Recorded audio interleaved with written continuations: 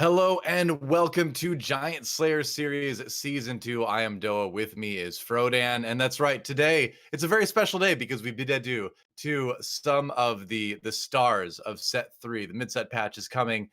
And my wonderful friend Shogath. Goodbye, my void friend.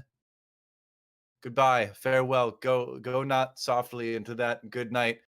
Void's been fun. Frodan, obviously, over there representing Kale and the Valkyries. What are you gonna? First of all, let's say this. What are you gonna miss from the first part of set 3 here? Oh, you're muted.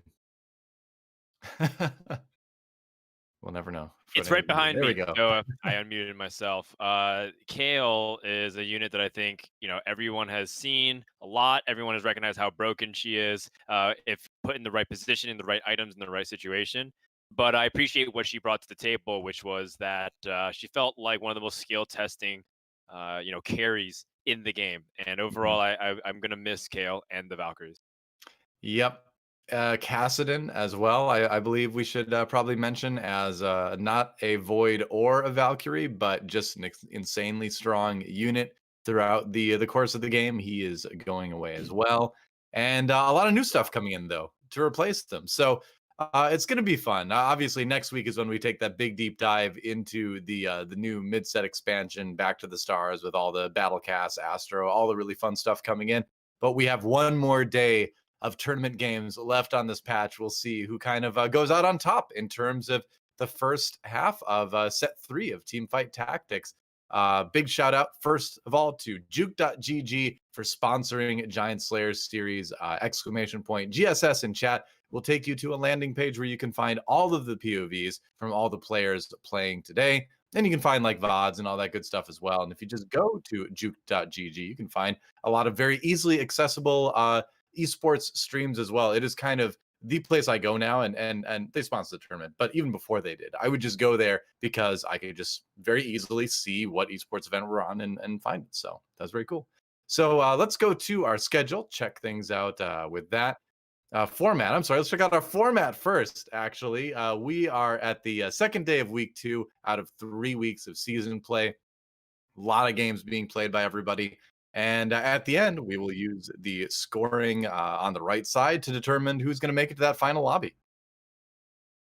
That's right. And when you look at the second week shaping up, there's definitely some separation happening. We'll go ahead and show the points in just a moment or two here. But the Sure. most important thing is that this is a few week stretch. Everybody gets to play 3 series, so to speak. They get 1 week. Yeah. If they do badly, maybe week 2, they can piece it together and maybe make a middling run. In week 3, if they make a good run and string on points, they can make it to the finals. Because in the end, as much as it's nice to win, one day, yesterday, Lev able to take it Mhm. for Europe, but it's all about making those top 8 cutoff points. Yeah, let's take a look at the prize pool that these players are fighting for right now. First place gets $1,000, of course, and it goes on down from there. But like we say every day, it's TFT is a growing esports scene, so just being able to get out there and be on the forefront of the players in the community and the pro community is a big deal, and there's a lot to fight for in that regard. Let's check a look. I said it again at our standings. I haven't said that one in years. That was like an old, like law one. Check a look. Wow. Anyway, here's our standings so far. Crowan, obviously, like half of these players have only played one day, but Crowan is going to be hard to catch either way. He is way out in front of the pack. He has had 2 awesome days of TFT and is, in my mind, a front runner for at the very least playoffs, if not maybe even top 4 in the whole thing. Yeah, if you look at the difference between ninth place and first place here, that's 28 points, and both of those players have played 2 days of gameplay. So Right. therefore, Sunny would have to heavily outplace everybody else to even catch someone like Crowan. So we haven't done the full math yet, but just eyeballing it, it seems like Crowan is one of the locks for top 8 so far. Of course, that Yeah. could change if all of a sudden today there's some dramatic swings, but I see that as being very unlikely, given Crowan's performance. And then behind him is Lev, and that goes to show you the difference of how Crowan's performing relative to the lobbies that he's been in. Because Lev also Mhm. has 2 days of play, and yet he's 15 points behind. That's an entire first place and a half. Right? That's the insane thing about what Krone's been able to do is that he's just so far ahead of the pack. And if I recall correctly from season 1, it was like 63, 64 was like the cutoff to get into the top 8. I think there was like 3 players including Krone actually at 64 if I remember right, and there was like a tiebreaker scenario to get people into the top 8. So, you can see he can pretty much have the worst day ever next week and still probably based on previous points breakdowns get into the top 8. Now there was a little bit different way we broke down the points, but it's similar enough that I think Crone should feel pretty safe here. But let's take a look at the schedule going forward here. We obviously had our matches yesterday, but today we've got Gunmay, Dsik, Higa, DarkHydra, Sphinx, Inay, Kiyoon, and Tien for our matches. We can probably just move right along to checking out the lobby because it's going to have those same players. Again, the point scoring on the right side, the notable difference for this season is a drop between 4th and 5th place, which I think is a good little change to reward the top 4 a little bit more and reward consistency in terms of results from our players.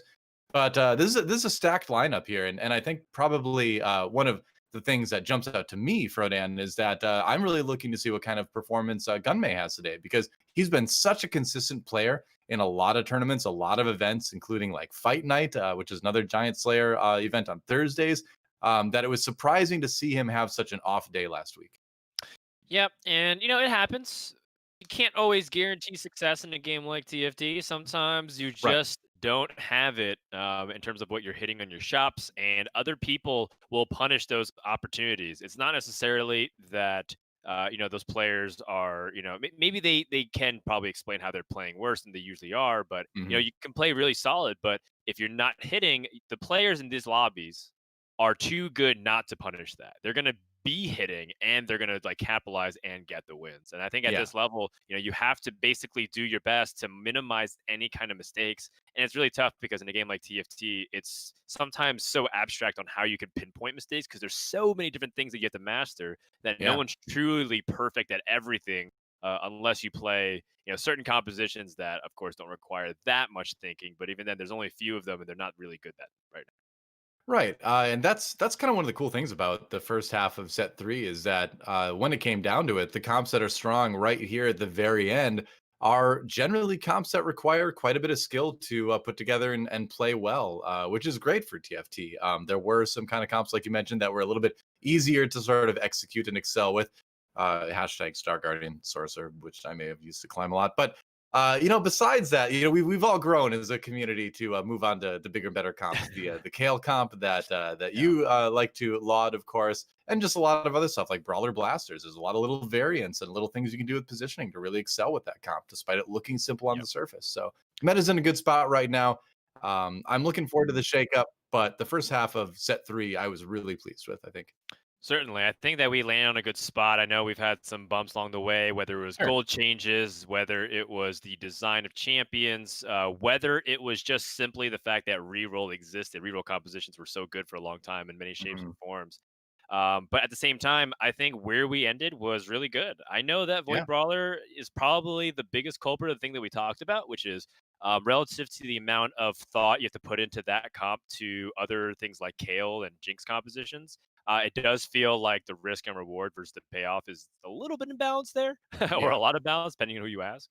But at Well. the same time, I Yeah. think the meta is in a really good spot. If you look at like where other metas ended up, where we were on the eve of a content drop like this, they Mhm. were in really difficult spots too. Set two was dominated by the Zed builds with Glacial and Electric, and set one, of course, was like Pantheon City, and it was really That's really right. difficult Oh to man. try to play at the end of that set. And I Yeah. feel like right now, if you wanted to play live, there's still a lot of different things that you can do, and it's not super ultra dominated just by one composition. There's like two or three that seem to take turns playing rock paper scissors.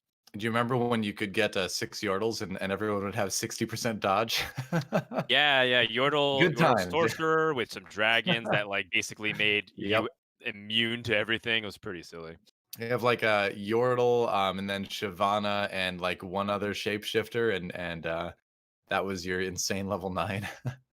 Yeah, I So mean, fun. set one has so many great moments of TFT simply because TFT was a new game. And at the time, we were like exploring what it meant to really develop and design into an auto battler. And Right. so there were so many like great aspects of it. In hindsight, I think maybe we look through rose-colored glasses, right? Like Oh Gabe says yeah. that. I mean, Maybe if set one wasn't of super course. as perfect as it may seem, but it was super fun.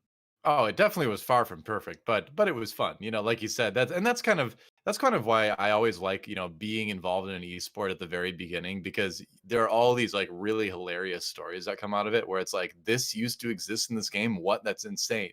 But it did, and everyone was figuring it out at the time, and at the time before everything was figured out, it allows you to have more fun with it and not be so Right. critical sometimes. So there's Yeah. there's a there's rose colored glasses for sure, but there's also kind of like a nice innocence to it too, which you kind of lose Totally. as the Totally. game goes on. But Yeah. speaking of games, we should probably focus on this one. We're on board with Kiyoon here as he is Okay. getting a little bit of possibly a sorcerer start, which is a nice little bridge into the mid game sometimes. Yep. But his items are double bow, so Yeah. that does heavily lean you towards playing something like Kale. And we know that Kiyoon, he likes to have a couple. He goes based off a playbook, right? Like he's Mhm. not necessarily just jamming mechs only. He is open to the possibility of maybe playing Kha'Zix if he keeps getting it, but for the most part, he's been playing KO compositions, Rebels, and Mech, Yeah. and it feels like he's had great success with all three of them. And building this rapid fire cannon doesn't like really take away the option to play Kale or anything like that. It just kind of gives him the option to maybe play Void depending on how things goes. He's kind of lacking a little bit in early strength, so we'll probably see him kind of go for that carousel positioning. But that could mean that he could end up with rapid fire cannon and a rage blade pretty quick. Ooh. Oh, Yeah. all right, there we go. That helps a lot. Yeah, it was a little slick move there where he was like, should I buy this pair of this? Should I buy this pair of that? Ends up picking up a pair of Caitlyn's and immediately hits. Those are Hmm. some of like the small but very satisfying feelings, like finding the $20 bill in your laundry jeans. It's just like one Yep, of those moments like, oh yeah, small victories like that. that's right. Time to go get a delicious burrito or something. Yes. I had a Um, delicious burrito the other night for the first time in a long time. It was amazing. yeah. All right. You see that Kiyoon is saying, "Me Zeeks, I'm gonna be playing the Ka Zeeks." Although I'm not sure if you're necessarily playing Zeeks in your build. He does have the Yeah, probably belt. not. It's kind of gone through some iterations of whether or not you should be playing, Zeeks in your Void Brawler builds. Do you have any opinions on that, Doa? Well, I mean, I loved stacking Zeeks on Kha'Zix for like a little bit. There was like a week where you could basically run a void build where you stacked like 2 to 3 Zeeks Heralds on Kha'Zix and put it next to Vel'Koz, and even if you didn't get a lot of mana items for Vel'Koz, he would cast so quickly because he was attacking like insanely fast. So and you'd also like have Fizz on the other side. Oh wow, 3 more Kha'Zix. That's a sign. That's a sign right there. But either way, Zeke's is not that big right now, but there was a time long ago when you could stack Zeke's on Kha'Zix and win games. Yeah. It was fun. I think overall people just understood that like, you want to just have more important items like just the ability to snipe carries. So putting that onto the Right. Kha'Zix is really important. And you can also just build AP items for Vel'Koz. You don't need to boost the attack speed really. And then you just end up with 2 carries instead of, two sort of like half carries is what that amounted to in the end. So it's definitely more evolved now.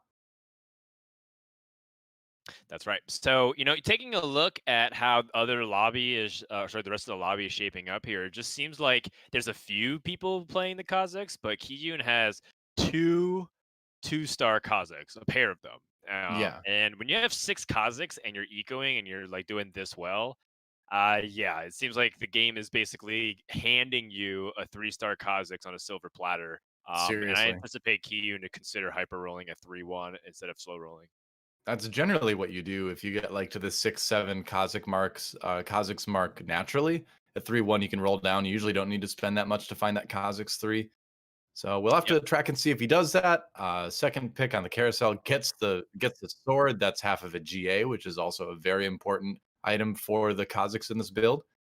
true, And we'll true. see what he ends up with. Yeah, and so we're gonna hop off of Kiyoon. Looks like he is set for the early game. We'll check back with him later, as I do anticipate that early start will help him land higher up in the standings as opposed to lower. We're on Probably. Gunmay's POV. Gunmay is a player that I know, Doe's a big fan of. He hung out with him and had him as a featured guest for his show, Galaxy Brain, which you can definitely check out. if you guys Thank got you. the time and the opportunity. And Gunmay didn't exactly take last week's results very lightly. He was pretty public about how upset he was at his own performance and felt like he played like not basically to his potential, and how frustrating it is to kind of have that situation where you're Mhm. preparing a lot, you put the expectations on and you don't deliver. So let's see what happens this week with Gunmay. What kind of Gunmay is going to show up? The one that we know can wipe the floor and climb the top one challenger, or is it going to be the one that's a little bit sad at the end of the competition? Oh, hopefully it'll be the happy one for his sake, but we know he's a better player than what we saw last week. I mean, he's, I think, one of the most consistent players in terms of results that we have out of EU in a lot of events. I think his results, you can go back and look yourself and see that. So losing that round, but last week was a bit of an anomaly, so I think we're going to see him improve. Funny anecdote there, Mino Zerks became, that was kind of the name that he first started climbing and making a name for himself in TFT in set two. And he was telling me the other day that, like, he likes Gunmay, but actually he misses going by the ID Mino Zerks. So not a big surprise actually after last week to see him go back to that and kind of invoke the name that helped him kind of become a top player in TFT to begin with. That's right. Sometimes you just got to go back to your roots. Yep. Berserkers were such a interesting, polarizing composition for set two. So many people loved it or hated it. Yeah. I thought it was just fascinating that we had like a full engage comp that jumped to the front of enemies. It was pretty cool. Yeah. But Berserkers were really fun. yeah, I think that if you look at what Gunmay is trying to do, he actually suffered a pretty unfortunate loss. He went up against Higa, who might be the strongest person in the lobby. Gunmay might be at a close second, and he Mm. snapped his win streak despite leveling to 5, and Higa was at 4. Ugh. And now his economy is a little bit shot. And he's, as a result, barely cracking 20 at Krugs. So that one loss has actually set back Gunmay pretty significantly. I would say this is probably like in the by the time he hits 50 goals, it's going to be like a 12, 15 goal difference. It's gonna hurt for sure. At least he's got the ability to like sell that Jarvan to hit 20 gold if he doesn't get anything to sell or just get gold from the Terror Bursters. But you're absolutely right. When you dedicate the gold to level like that and you lose your win streak, that is kind of the worst case scenario. At Yeah. least he found a jinx early, and that's something you can kind of build around. Oh yeah, and he's got Malphite too. He's got a Yeah. early buy and blitz. I mean, there's an off chance that he even spikes a Cho'Gath, and he can just play 4 brawlers, 2 blasters while he pieces together the rest of the composition. Yeah, very true. If you Very find that, you're oftentimes pretty solid in round three. Looking at the items here, he can build a Giant Slayer on Jinx. Frozen Heart is actually not a bad item on your front line either. So he can true. save those items for like a GA later, which is probably the most likely thing he'll do. But you can make it what I would say is a decent item right now out of it. True, and then there's also the flexibility of just having red buff for Jinx, which is still a classic, but very effective. Yeah. Red Wow, buff is just Kiyoon. really important for a lot of blaster comp. Totally.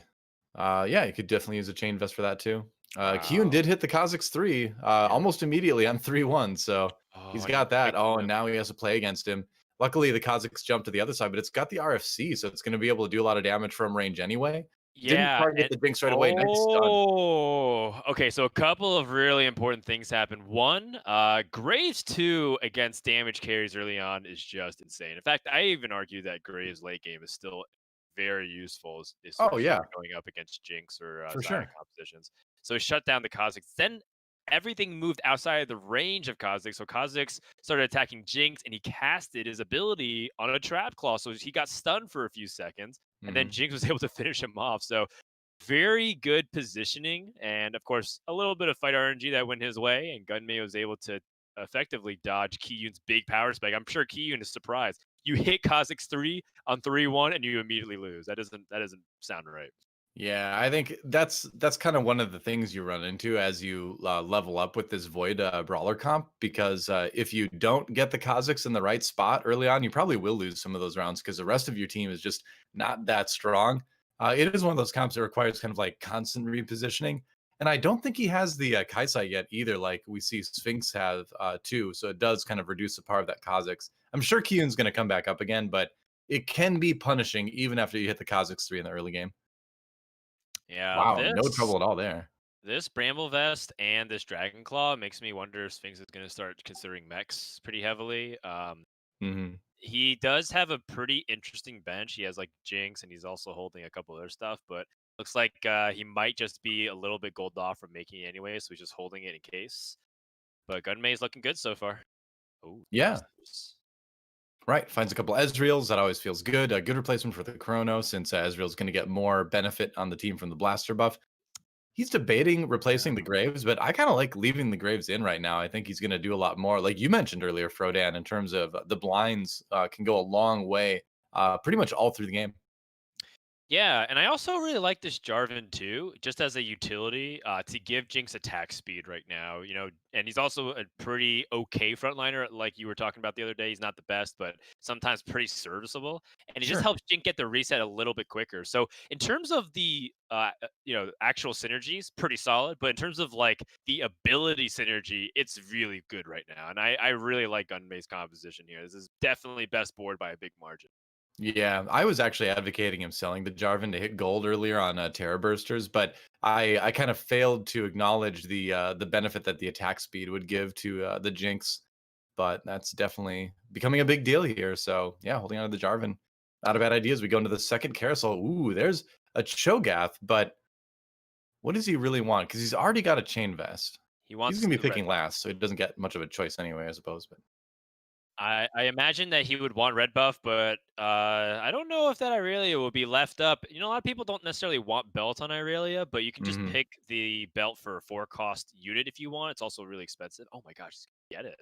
Wow, he might. Yeah, if Inay doesn't take it, he's thinking about it. And even if he didn't, there's still a sword. Yeah. Wow. So All right. good options here for Gunman. Extremely good items for Blaster right now. And I suppose you just drop it on. Do you think you just drop it on Jinx, or would you save that for like a Oh, Deathblade? Another Jinx, dude. yeah. Wow.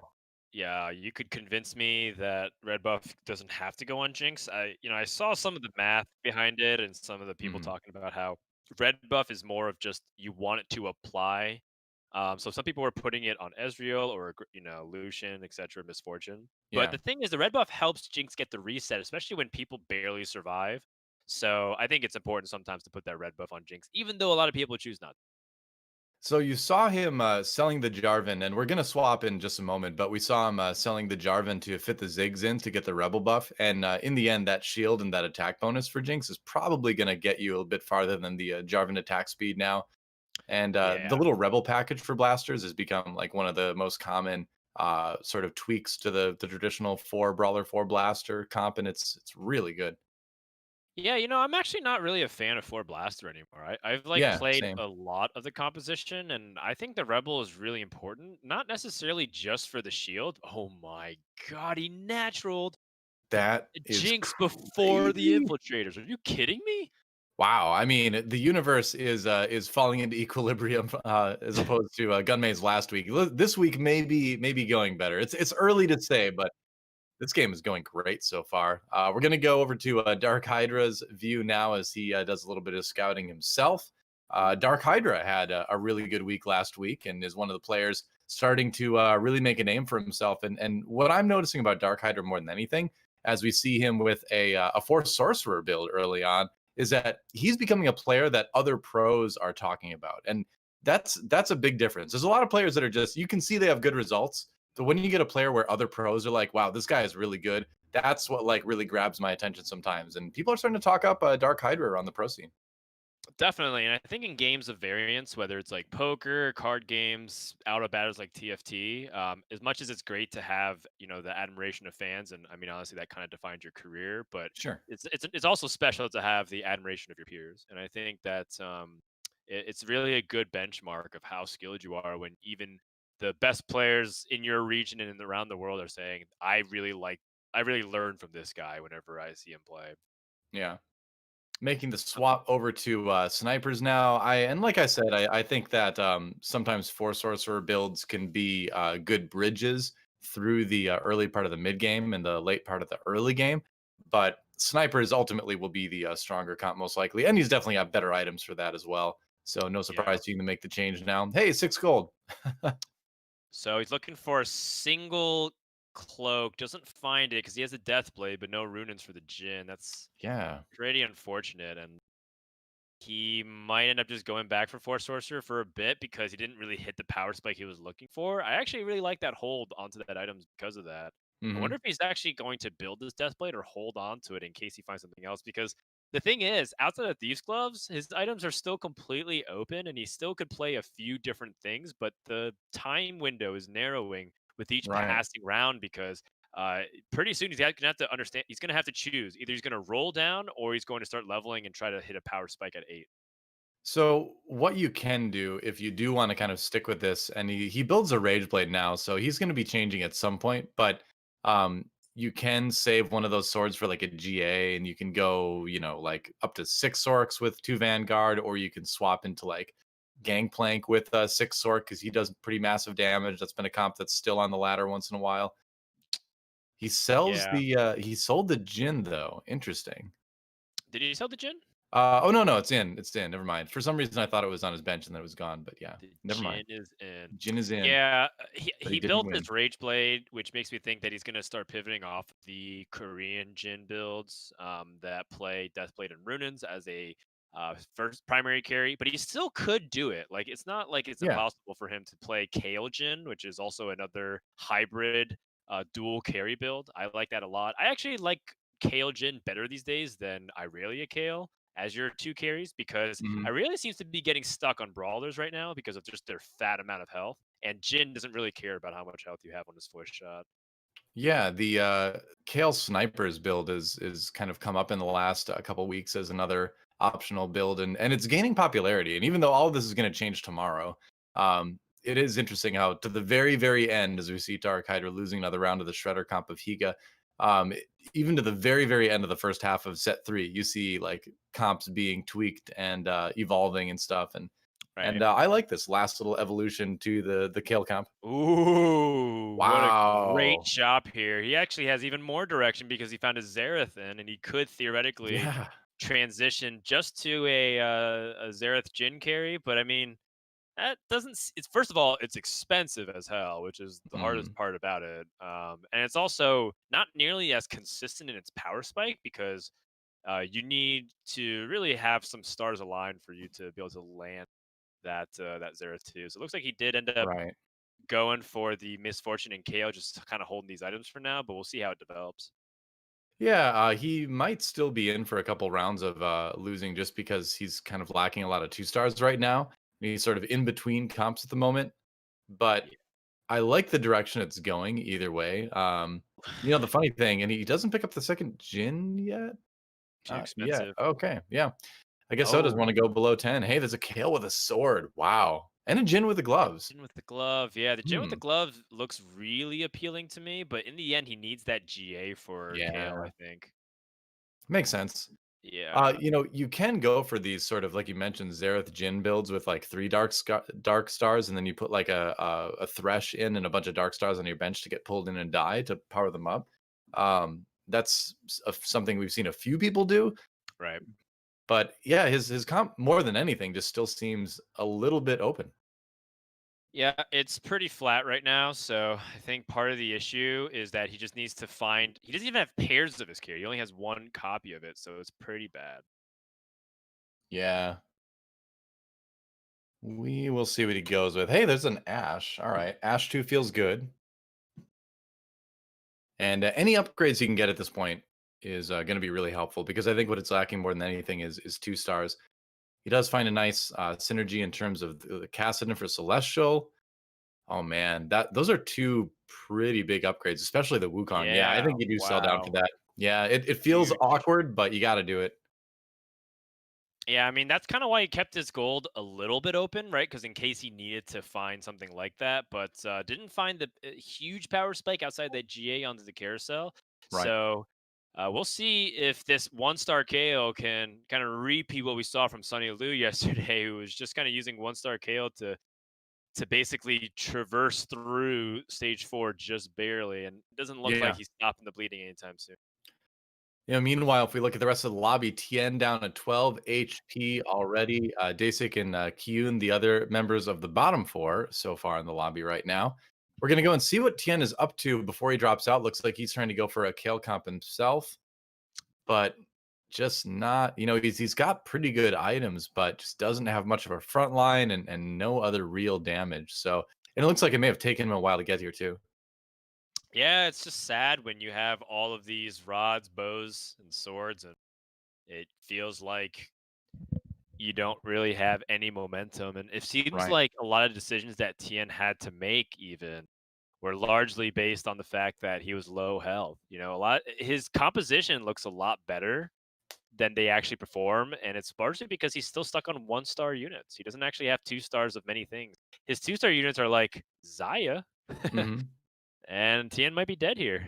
Yep, Oh he gosh. certainly is. He ran into DarkHydra, actually, the player we were just watching. And the big moment in that particular round was DarkHydra's Lux actually stunning all the carries of Tien and not giving his Kale a chance to really go through all the attacks. So, yeah, Tien out. Let's take a look at what Sphinx is up to now. Sphinx about halfway in the pack right now. He's currently sitting in fourth, and he is going Mech Infiltrator. Pretty good items on the Mech, too.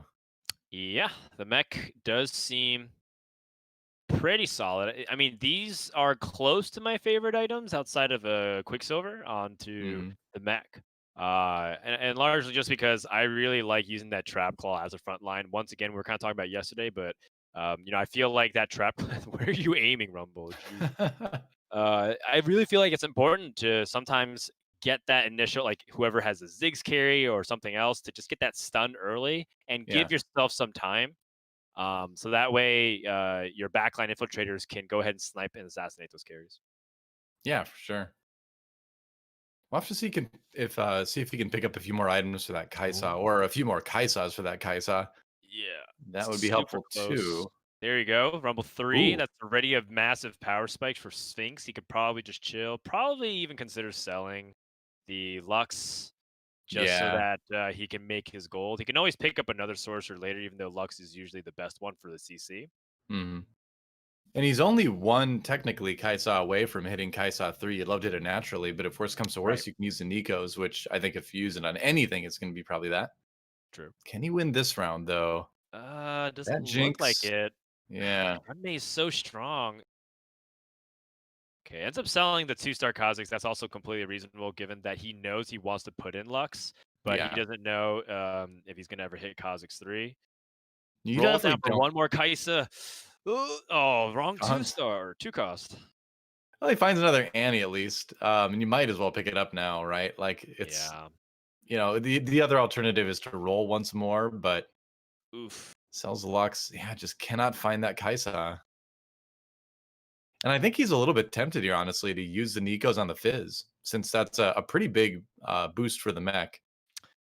Yeah, another But to thing hold too off. is I think I would have liked to have this Kha'Zix transfer the items into Shaco. I know it's like a really small detail, but Shaco can actually still make a lot of work off of a GA and like any kind of lifesteal ability. But Kha'Zix doesn't really excel in this kind of composition. He's purely a synergy slave, and a lot of Mhm. times you end up just, even in the best case scenarios, like if you're super high rolling, you can usually put an Echo in there instead of Kha'Zix. Yeah, exactly. It's not the worst thing ever to go down to a Kha'Zix one if that's what it takes to move an item over to someone who could use it more. So Inay does Uh, win that last round. He just cannot find the Kaisa. Yeah, and I think yeah. it feels so bad to have to use that on the Fizz, but what else are you going to do in this situation? I definitely agree with that. Yeah, and even though he's not at 1 life just yet, it would take an extraordinary loss at stage 5 to die at 19 HP, but Mhm. it's possible. He just doesn't want to be in a situation where he is on 1 life, Yeah. because to not lose for the rest of the game and try to sneak the top 4 seems idealistic. So I agree with using the Nikos in that situation. And I mean, he's really exhausted all of his resources. He Yeah. sold units that he wanted to put in. He forewent going to level 7, which I think is potentially a point where we could talk about. Like, sometimes players, when they're holding like certain amount of units, they understand that while they would love to get those 3-star units, sometimes going to 7 and like putting in additional synergy just so that you're a little bit more competitive on board might be the better alternative. But now that's not even an option here for Sphinx. True. Wow, barely wins that round against DarkHydra. That was so close, actually, Yeah. but able to take out the Kale in the end. Wow, how about a gangplank with a trap claw? Game with Jackpot. I mean, he Seems could pretty go good. ahead and use that if he wants Yeah. on his Kaisa. I think Morello's also worth considering. Hmm. Although I think Kaisa already has a Morello. I would And then almost want to see you him could. level and just put in the GP. Oh yeah, you're right. Just for the demolitionist straight up. Yeah, You're right. Was put them in the toggling a little front. bit too much on the items. Yeah, 2 trap claws in the front line is pretty strong, and getting demo could help him survive a couple extra rounds. Definitely not the usual thing you do, but feels pretty good. He's gonna sell it right away. It was an option, but not one that Sphinx selected to pursue. Just gonna put in a Yeah. second Kaisa, I guess, instead. I like putting it onto the Kaisa, partly because infiltrators do get targeted a little bit more these days with the change. Infiltrators jump basically a beat faster now, and so they Right. reveal a little quicker, meaning that your opponent's backline will sometimes turn around and start to focus it a little bit more, especially if your front line melts or if they're walking. So you have Right. to be very careful. Now that you have Trap Claw with your Kaisa, positioning matters even more than usual. So you want to make sure that people aren't dropping aggro onto your Kaisa. But look at this, like Vi got stopped, and Kaisa can continue to use her Morel and apply it and burn from the back line. Yeah, that Kha'Zix 3 trying to do as much work as he can, but it's not gonna be enough for Kiyoon. Never got the Infinity Edge, which hurts a little bit. But Yeah. this Void build could still really become strong late, if Kiyoon gets, like, a little a few more upgrades could push it over the edge, but at the very least, he's, in 4th at least, so he's still doing okay for the moment, and Sphinx is winning on a 2-match win streak now, so maybe the comeback has begun. Yeah, and you look at the rest of the lobby. Gunmay is pretty much guaranteed top four at this point, if not top Oh, yeah. two, just from the He's sheer 50 HP ahead. advantage. Oh wow, Higa hitting power spike after power spike, 4 3-star units here, quad 3 stars. On board with Higa now as we check out how this Shredder build is going to Oh, perform. oh Nice. no! Zephyr on the mech. Oh, that's terrible for Sphinx. Oh, geez, Sphinx might die here if he gets blown out huge by the army. But the mech is still kind of fighting, being competitive there. Zaya Yeah, here's refuses to where die, though. Look at the Zaya. I was going to say Oh, that's where Celestial comes in, but the Rumble ult takes care of that pretty nicely. And despite all the strength, is he actually going to win this? He is. That jeez. Rumble ult is so good with Rumble 3. Sphinx takes that round again. And there is something to be said about not putting a defensive item on your Xayah 3. Double IE Last Whisper seems very strong, but it does leave your Kaisa vulnerable, even if you do have Celestial. Yeah, taking a look Or at your the Xayah, rather. items from Higa, it seemed like he really didn't have that option. Looked like he had a ton of gloves Yeah, and like random stuff to kind of combine with the gloves for a while. So just I think feels it's bad fine. seeing the GA now. That's okay. You can put GA on Fiora. She's kind of like a secondary carry. You can also just put it on whoever you feel like you need to get their ability off. I think Lulu, for example, is an underrated user of GA, so you can guarantee your polymorph instead of just like the 1 star, just like hope praying that she activates. I don't disagree with that at all. Yeah. Which means I do agree with that. But I so tell me what you think about this. One thing, and this is kind of a conversation I've had with a lot of players and over the months is on a carry like a Xayah 3, is it better to put that final item on her if you just don't think you're going to find a defensive item, or wait until Kane?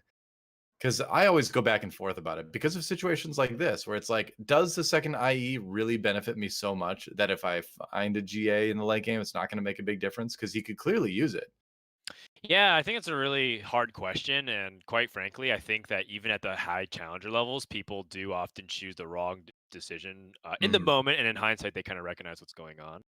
Um, Sure. Obviously, if and he knew he was going to hit a GA, he would have left a right. spot open. But Yeah. then again, if you leave it open and you don't hit a defensive item, then you're like, well, why did I Right. do this? But Yeah. it's a tough call. I would say that a lot of times I think Higa might not even make this top four if he didn't preserve his HP, and I think that jamming items is always something is definitely at least a good thought to have. So overall, I can't blame him for that decision. I will say that I think the Kassadin switch to get the Zephyr off of the bench, um, or rather, put the Kassadin on the bench I Mhm. thought he was gonna sell that Kassadin and place that Zephyr, but he ended up not doing it, and I wonder if that was intentional or he was just simply kind of focused on the wrong thing and forgot about it. It Just happens. There's so many styling. things to consider: eco, positioning, roll down, scouting. Right. Considering what who you're gonna fight next. There's a lot to think about, and so sometimes it just slips your mind when you're like you have a good idea and then you're trying to multitask. Wow, he actually beats Gunmay, who had 88 HP, now down to 63. And Gunmay basically seemed like his front line couldn't survive all the armor shredding that Zaya is doing. Wow, look at that Kale. Kale 3? What? Kale 3 for Inay. Oh, jeez. No defensive item, so it's still a little bit vulnerable, but man, that is gonna be a very, very powerful Kale. She's gonna attack so fast it might not matter that there's no defensive Yeah. items. Kale 3, a very strong win condition. It's kind of hard to Oh, stop when it gets rolling. did he get it? No, it got moved at the last moment. Tried to hit it with that Zephyr, you could see, but it is tough. Yep, it's tough, and Kale is not going to Kale. be denied here. Along with Misfortune Yep. backing her up, Higa is out. But hey, I mean, he still managed to sneak into the top four. And Shredder is, I feel like Shredder's right now a top four composition. It can totally still land in the top two, but we Yeah. just saw him have 4 3-star units and still not able to kind of crack that. I mean, I've seen games, and I think we had a game yesterday in the tournament where someone had 4 3 stars and they ended up in like 7th or 8th or something with a shredder build. So it's a build that seems to have very high highs and very low lows right now. And I think I think it's a top four comp. I think if you hit what you need to hit and you play well, you can probably count on top four. But it's definitely lost a lot of strength in an era now that has a lot of infiltrators and a lot of just area damage. Yeah, I think the this build here from Gunmay is pretty close to the power spike that you can, or sorry, the highest power that you can get. With this composition, you can't get that much stronger Ooh. outside of 3-starring stuff and 2-starring Lulu, and so he's just gonna wait. Speaking of three Wow. starring, Kiyoon just three starring that Vel'Koz. What? Yep, 3-star Kale, 3-star Vel'Koz, and if he gets 3-star Jinx, at he's blown this away. point, you don't really know who's gonna win anymore. It feels so up there. I do feel like 3-star Vel'Koz might be the strongest simply because he kills anything he touches, but Gunmay might not even get top two this game. Yeah, it's certainly possible. It's kind of crazy because usually you see any one of those 3 stars and you're like, all right, well that's the win then. In most cases, in most games, but not if everybody is hitting those. Right, My right. money is still on the Kale 3, just because I think Kale 3 is probably one of the strongest 3 stars in the game. Vel'Koz can eliminate whoever he touches, but at the same time, he's a little bit fragile. So we'll see. We'll see who's right because I think it is really hard to call. But I'm going to place my bets on Kale 3 All right, winning I the placed swap. my bet on Vel'Koz simply All because I right. think he gets his ability off a little bit quicker than Kale, and Kale still needs like 3 attacks when Vel'Koz usually just needs to touch you once. In This my Kale from 3 my doesn't have a defensive item too, so you might be right in that regard. Oh, Oh, he's jeez. playing against the ghost though. Oh, it's Oh, close. Oh, oh. Kiyoon! He ended up losing and then dying. What? Never mind. I stand corrected. I mean, you made it hard on yourself by picking the player with 5 HP left. I mean, even though it's 5 HP, if he Sure, survived that round, everyone was on 1 life. So I felt sure. confident in that pick, and I'm pretty surprised. But at the same time, Inay, he is one of the original KO gods of the set, Yeah. and it doesn't surprise me at all that he's like able to navigate good positioning, and he really understands how to maximize his KO. So if there's any person that I would trust with KO3 to have no defensive item and has to find optimal positioning, it would be Inay. Yeah, that's kind of the nutty thing is that he's able to do this with no defensive items on Kale. Makes her a lot stronger, but makes it a lot more risky too. Yeah. So, just what is he looking for now? I guess maybe because he's already got MF2, like maybe like a Jin Zhao too. I guess Uh, MF3. yeah, just 2-starring Kassadin, for example, would be nice. Maybe even just Ha! having another Kassadin so he could place his Zephyr correctly. You see that But Gunmay found the Jinx 3. oh, jeez. Huh. All All right, right. so last second swaps finds the Zephyr onto the Jinx. It looks like. Oh, Oh yes, he did. no. Oh, that's so big. All That right. NA to EU ping advantage I guess coming in so. hot here for Inay. That's what we'll call it if Oh, Gunmay this loses to that the Jinx. trap claw stopped, and Jinx is able to get the reset. He did it. Huge moment here, and Gunmay wins. Wow, Gunmay takes game one. We were both wrong. Both of our 3-star picks did not end up winning the lobby, but that was a pretty epic conclusion to lobby number one. Wow. That's right. And you can see the value of Trap Claw. I think that is one of the most valuable defensive items you can get if placed strategically. Yeah, And, honestly, if you're Inay, you can't really complain. That battle went, in terms of the start, positioning wise, it was pretty much as close to ideal as you can get. So, very true. Gunmay does get the rightful win. And if he was at 88 HP when the next highest person was at 20 and he still lost, that also would have been a point of concern, I'm sure. Yeah, he started to lose some rounds towards the end of the game, but pulled it together in the end with the Jinx 3. He's number one in the standings after one game. Inay, Kiyoon, and Higa are the other members of the top four. And we can still see a lot of movement, though. It's only one game. It's a stacked lobby, as all lobbies are in Giant Slayer series, and we'll see. But both of the Void and sorry, Cho, your team didn't win. Sorry about that. And Kale as well weren't No, she able got wrecked. to. Aw, Neither one was able to get the win, and yet they are gone tomorrow. Sad, that's sad right. times. But we Jinx need at is least not. we need at least one more Kale win or Void win today, right? If they're gonna be gone, they need at least one more win. That's true. Nico in chat says Gunmay had Cho, so technically he did, DoA. Technically, Okay. All right, that's it's a the good point. Void, or rather the Cho got the ones. So. Fair enough. Fair enough. Cho'Gath did in a sense, but it's not the synergy. It's that's that we need the synergy to win, not just the champion. The Void, specifically the Void. The Brawler Right. synergy, they tend to be in a lot of competition. So Yeah, yeah, brawler, whatever. But Void is a synergy that we need to have win. And Kale is just her own thing. Like Valkyrie, yeah, that's a thing, but like Kale is just Kale. of course. So with that, I think Inay is off to a really good start. We had him on last week, and he Mhm. kind of popped by with some trolly chats and interviews. But if he's going to be able to keep up like that kind of pace, it might be a really tight finish because this lobby is full of killers. And then of course Kiyoon with another top three. Kiyoon had one of the best performances we've ever seen in Mhm. any TFT tournament period last week, with 4 games top two or better. And Yeah. now this week, if he just places reasonably well, I think he too, along with Crone, will be guaranteed a top 8 spot. Yeah, Crone yesterday deserves a mention for one of the best results we've ever seen in TFT with a first and 3/3. So not quite the 2 first, 2 second result, but still way up there. As we go into another normal galaxy. So just like yesterday, 2 normal galaxies in a row. Amazing. Yeah, and Normal Galaxies, I think, is still like, funny enough, one of my favorite galaxies. Not necessarily because I dislike it, but sometimes I just want to see how a standard game plan can work. Yeah. And as much as it's great to, I feel like going to Galaxies is like eating out all the time. And sometimes you just want to stay at home and have some nice, good home cooking. Yeah, yeah, it feels good if you like, you make those waffles yourself or something and you're like, "Hey man, these are my waffles made by me and I'm enjoying the fruits of my labors." Yeah. Waffles aren't that like labor intensive, but you get the idea. Right, right. Yeah. I mean, it is depending on what kind of streamer you're asking. Feels like True. making waffles, doing laundry, and combing your hair might be a monumental task for some of these people who stream all day and all night. But I mean, it's because they're Yeah, maxing sure. their all their attribute points into being good at video games, They all have like food delivery sponsorships anyway, so I've got no sympathy. right? Yeah. I need one of those.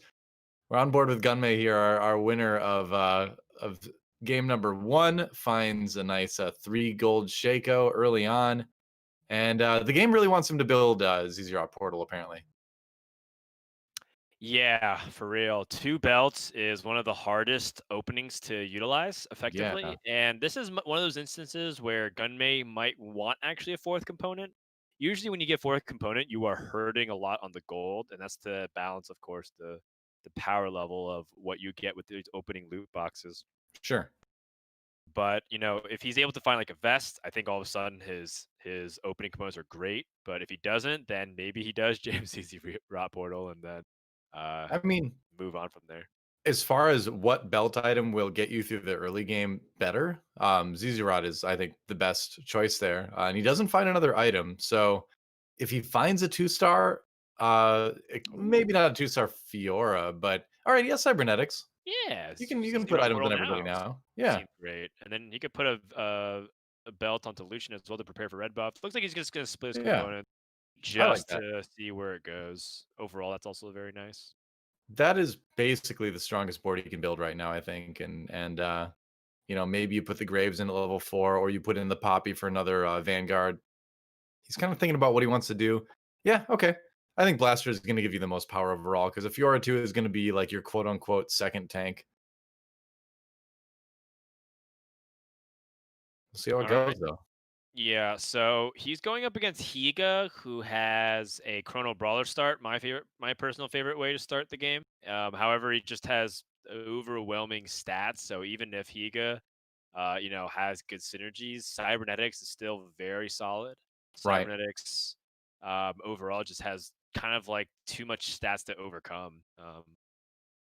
Good Like, a start there for. 1-star with the Cybernetics buff is, like, almost it's like 2/3 of a 2-star in terms of power, it seems like, and then a 2-star with Cybernetics buff is like a 2.5-star, basically, in my opinion. In my unmathed opinion on, basic cybernetic power strength buffs by putting an item on someone with the trait. Yeah, Don't totally. check my math, please. I won't. That being said, Gunmay doing a quick scout. This is the mode where you shift whether or not you decide to level before you end up, you know, going into battle here. And Gunmay already has chosen it, and seems like he's going to go ahead and favor the Vanguard, which is better than the blasters, especially if you don't have red buff. He's going up against Tien, who has all 1-stars, so he was going to Hmm, win anyways. But he's trying to budget to see if he was going to play against Kiyoon, DarkHydra, or Inay, because sure. he was going to evaluate their relative. Tien kind of open fording a little bit here to pick up some gold and maybe a better position. But you're already down to 86 on 2-2. And we did see Tien go out in eighth in game number 1. So, uh, I mean, there is something to be said about saving your gold and getting a good carousel position and building that economy up quite quickly early on. But it is really punishing in the game right now. So there's a big element of risk in what Tien's doing as well. Yeah, I think that, one of the hardest things about Void Brawler in general is stabilizing, because Hmm. you expect to lose a lot throughout stage 3. And that, if you're starting stage 3 with 60 life, you might end up having to roll a lot more than you want to. And then if you don't hit, you're stuck in a really bad spot. You cornered yourself. Yeah. Well, we'll see what Tien can do. Tien has always been one of those players too that plays sort of an off the beaten trail style, where he was one of the players for a while playing like sorcerers when it fell out of favor, and so he does like to kind of buck the S tier comps and go for something a little bit more unique. Which it's there's been the best of times, the worst of times, as far as how that's gone for him in the past. But he is an Yeah. interesting player in that regard. Yeah, now Sphinx just has really sturdy double 2-star Vanguard opening, and I mean Yeah. that's just hard to beat. And it doesn't really matter necessarily what's your backline choice. He chose sorcerers, very solid. If he chose infiltrators, that's cool too. But that kind of opening is really hard to chew through. So Gunmay does take the loss, but maybe it's not all bad because maybe now he gets to pick a little bit quicker, and he could restart that win streak.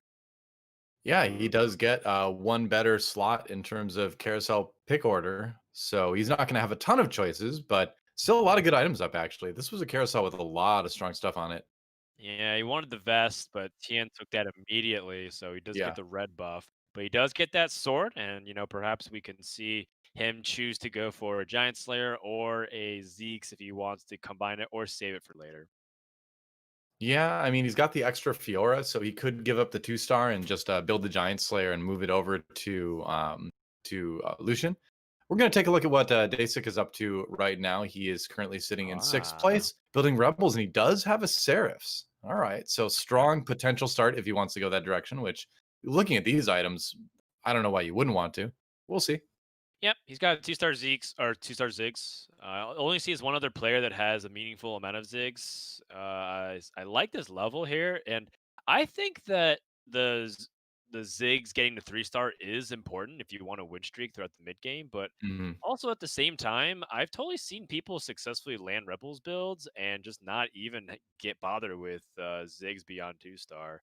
So Yeah. I think Rebels is becoming more and more flexible as a composition. I actually played a couple Rebels games this morning in preparation for the cast. I played a 1-star Ziggs literally all the way to the end of the game, and he's holding his Seraphs, and I still crushed everybody that I had because I still like focused on leveling, get the GP, itemize my. Yeah.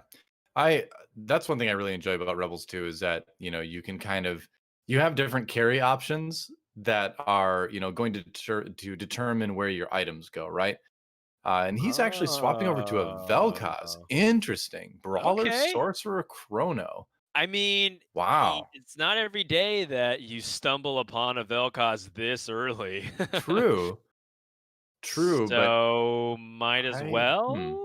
I'm not convinced it's stronger than the Ziggs 2 was, but it is strong and it is an avenue to go into Void later because he has other components of it, like the Twisted Fate and the Malphite and the Blitzcrank. Yeah, it's just that, I even wonder if it's stronger than a Ziggs 2 right now. That's the only thing. Yeah, Like, exactly. I wouldn't mind holding it, but if you're not going to make eco, it doesn't seem like this was much better than a Ziggs 2. Yeah, I mean, that was the first thing that I said. I'm like, I don't know if this is it doesn't seem like it is. I think maybe Desa got a Aw. little bit excited about that Vel'Koz. Yeah. And maybe it's just the strength of Inay's board as well, because he does have a lot of 2 stars. But Right, I think right. there's some serious debate as to whether a Ziggs 2 with Seraphs and GA is Oh, stronger than a Vel'Koz 1. He finds what? another one? He's What? gonna be so poor. He's He gonna be is. so poor. He kind of needs to hit the Vel'Koz 2 if he wants to, really survive, honestly. Yeah, and like we Hmm. were kind of talking about, Vel'Koz 1 isn't super great. He doesn't even have a Yeah. single Kha'Zix. Not yet, Well, at least. He's likely to pick it up. so here's another thing to consider as well. We've talked about how good Guardian Angel right now is in the meta as a defensive item. I would say that Vel'Koz carry is one of the few champions you probably don't want to put a GA on because he kind of relies on Quicksilver Sash to be able to get his cast off uninterrupted. And you kind of need to fill the other 2 slots with like a Seraphs and a Morellos a lot of times. Oh my So having god. the GA on the Vel'Koz, I think, actually makes it a little bit less effective as a carry in general. So I'm weeping. I'm weeping as a Seriously. Rebels fan. I like Rebels a lot. It's probably I know it's still sacrilege, but in hindsight, it's probably my favorite comp of the set. And All right. he I'll has a accept it. third tier. He had a third tier. If he just like able to hold on and find a fourth tier, he would have had the Ziggs Exodiite potential setup. Yep. It's okay though. I mean, look, we have the two Vel'Koz. That's a high roll in itself. And if you get double Seraphs on Vel'Koz, I don't care how much, how much AP your other Vel'Koz has. Double Seraphs Vel'Koz feels so good. It is still good. And what I'm Okay, thinking too, yeah, Shojin's works on Vel'Koz. That's fine. I I think he's doing it mostly just because he needs to stabilize here. But another thing to kind of consider is that if he picks up a Cho'Gath, getting something like a Thieves Gloves on Cho'Gath is really strong for your Void comp. totally. So yeah, so I mean he's still got good avenues to move out of this. But it's not ideal. It feels like maybe Rebels would have been better. But he's picked this path, he's committed to it, and things like building the Shojins, I think, is a good idea in terms of kind of cementing this, doing this the best you can anyway. Sure, sure. And it's kind of like what you said. He's just gonna have a makeshift um, Void build with no. Oh, What? you gotta be kidding me, How dog. did he Are you know? All serious? right. Never mind. Dasik is just the sage. He is the oracle of the shop, and he knew this was going to happen. He's brilliant. I take Oh, back everything I said. Sure, Thieves Gloves on Ari and then put on show later. I'm totally in support of this. you. Yep. I've never seen something like this before, where 3 rounds in a row he hits one single Vel'Koz right before Yeah. he gets the Krugs, then he gets it right after 3-1 and 3-2. I can't He did hit that at the 5% shop as well before believe. he hit level 6. Yeah, it's Yeah. before he leveled, and now he levels up Yep. into 4 sorcerers. Okay, so here's another thing. He actually doesn't have to play the Void build. He actually can just play the GP build. You look at You that. can People are see like, "What?" Gunmay He's Gunmay like, pinging like, "What?" "What?" he doesn't have to. He can win streak, and he can actually legitimately pull off one of the trickier but more fun builds in the game right now, which Mhm. is Gangplank Sorcerer. And it's a little bit cheesy. Oh my god, he's just a Cho'Gath. Are you kidding me? This Yeah, is not. definitely This is definitely a good replacement for Malphite, but wow. You can go two ways. You can still go Void with this. my And Void god. is probably stronger than the Sorcerer build unless he hits a bunch of 2 stars and he finds an early GP, which at this point, who would be surprised by that? Yeah, this might be one of the biggest Omega high rolls that I've seen in TFT. If he just spikes the GP at 7, I would even So understand that. here's the tricky thing with the GP Sorcerer build is that you really need a Guardian Angel to make the GP work in this comp, if that's what he ends up going for. And he's already built one GA, so the likelihood of finding a second one throughout the course of the game is pretty low. So Yeah, he it's could fine. also just swap this out. Like if he finds like a Wukong and a Jace and goes to Vanguard to replace the two brawlers, he'll just have a very strong or six sorcerer or two Vanguard build too. Yeah, So you can also just do that. And if we look at like what some of the best sorcerer players in TFT were doing, like the Great Lakes on the NA server comes to mind. He didn't oftentimes add in the gangplank. He usually just went Jace Wukong with six Sorks and was winning a lot of games in the high challenger with that. So you can do it if he finds it. totally could. He also could just, as time goes on, if he ends up going for a Gangplank build, he could just sell that Vel'Koz. I know it's painful, but like, that Oh, I don't Gangplank is know. the true carry of the build, and Yeah, Vel'Koz is a nice support carry. yeah. I would be really worried doing that, but we'll see what he ends up with. We're gonna take a look at what DarkHydra is up to right now. Looks like he himself wants to go for the Void build as well. Unfortunately for him, 3 Vel'Koz are already out of the pool before he's found a single one, so it might be a little bit trickier. At least he has Kale and Valkyrie going on, which is a nice little sort of filler synergy that'll help him survive the mid game a bit better. Sure. Um, I mean, he could still just transfer these items to Kale. It sounds kind of Totally. silly because you don't really usually want to play Infinity Edge on Kale, but RFC is great on her. And so if things don't shape up, which Hydra's holding a Kale transition in the right side of his bench, Yeah. kind of holding on to this pass, which is like the 4 Kha'Zix, the 5 Malphites on the left. I feel like Dark Hydra might be aiming for a big swap soon. Right. Inay has a couple interesting directions he can go. He's got what look like pretty good Aurelia items, um, but you could also, depending on what he finds, transition that into Kale as well. Basically, I think everybody wants to play Kale right now. It's just like, do you get the stuff to support playing Kale, which only 2 or 3 players in lobby will. 2 or 3, that's still a lot, It and I is, wouldn't yeah. I wouldn't say that Kale like, so here's the thing, right? There's, like, people who say Kale is S tier, and there's people who say Kale isn't, and I think it's, like, largely just in the hands of the player, Yeah, totally. and, I think a lot of times if you're holding an early Kale like this and you hit another Kale, you absolutely should start rolling down for it at 7. I know that people like to go for fast 8 because they increase their chances, but I think Mm, part of the power of Kale is when you start snowballing and you start winning a lot and you're able to capitalize on really proper stabilization and health and then leverage that in order to get levels and a lot of power spikes. right. I kind of feel like the people that say Kale is like bottom tier are just people that aren't very good at playing Kale because it's the results speak for themselves. Like Yeah. Kale's Oh my insane. gosh. It's very difficult to play. Look Uh, at this Poppy though. It's straight up it's straight up Candyland. It's Death Cap, Yep, Bramble Vest, and Dragon's Claw.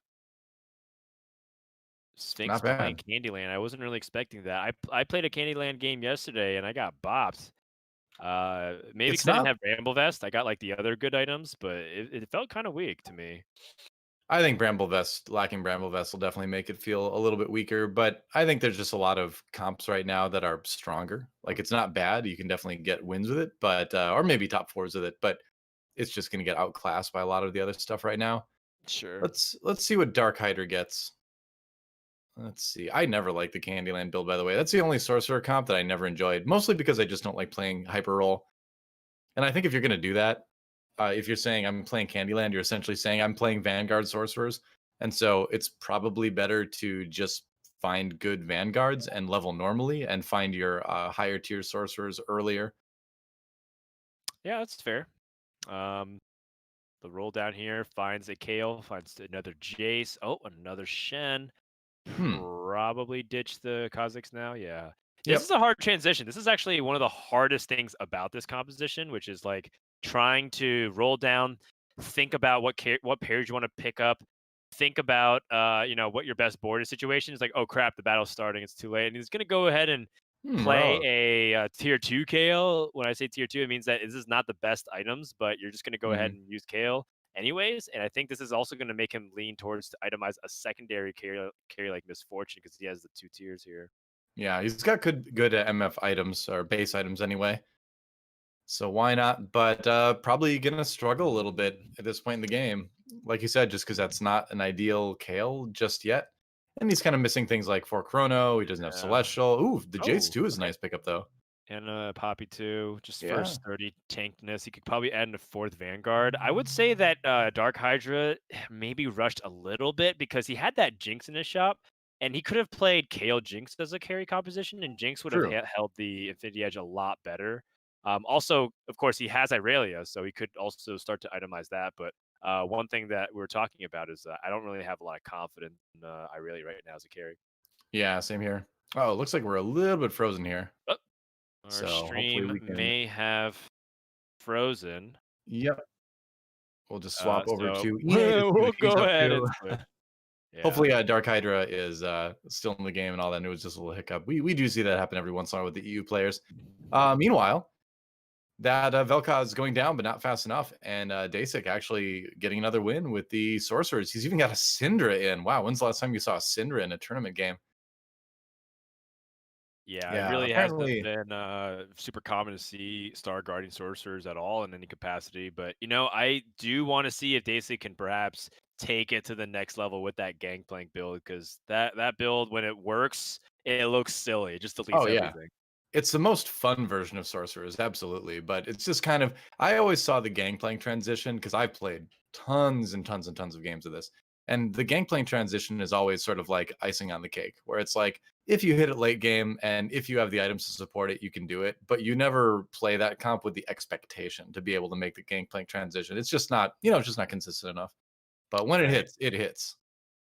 Oh, so this is kind of a difference in philosophy from what we saw with Dark Hydra. Inay going for the Infinity Edge on the 1-star Irelia and putting his GA not on his Kale right now. I think again he wants to keep his options open. Plus, it's a 1-star Kale, and you can still buy a ton of time by having Malphite pair up on his defensive items there. Mhm. Yeah, you just don't want Malphite to be the last person alive on your team. You'd ideally have him that GA popped early and him just delay, but unfortunately, running into snipers makes it a little bit difficult. Pretty good items on the Kale, not the Kale, the Caitlyn for Higa. Maybe see that swapped over to a Jin later. Yeah, for Jin carry build, he's got the Runins, which is probably the most important item there. Yeah. What does Inay want? Does he want a bow for his Kale of some kind? Does he want to just straight up take this GP with the vest? All right. I mean, GP with a vest, like that's half a GA right there. So, there's a world in which you just put Gangplank in and Gangplank becomes one of your other carries. If you're relying on a lot of forecasts, and you're just going like pink build, which is just a bunch of forecast carries, GP fits in there as kind of like the next tier of that, right?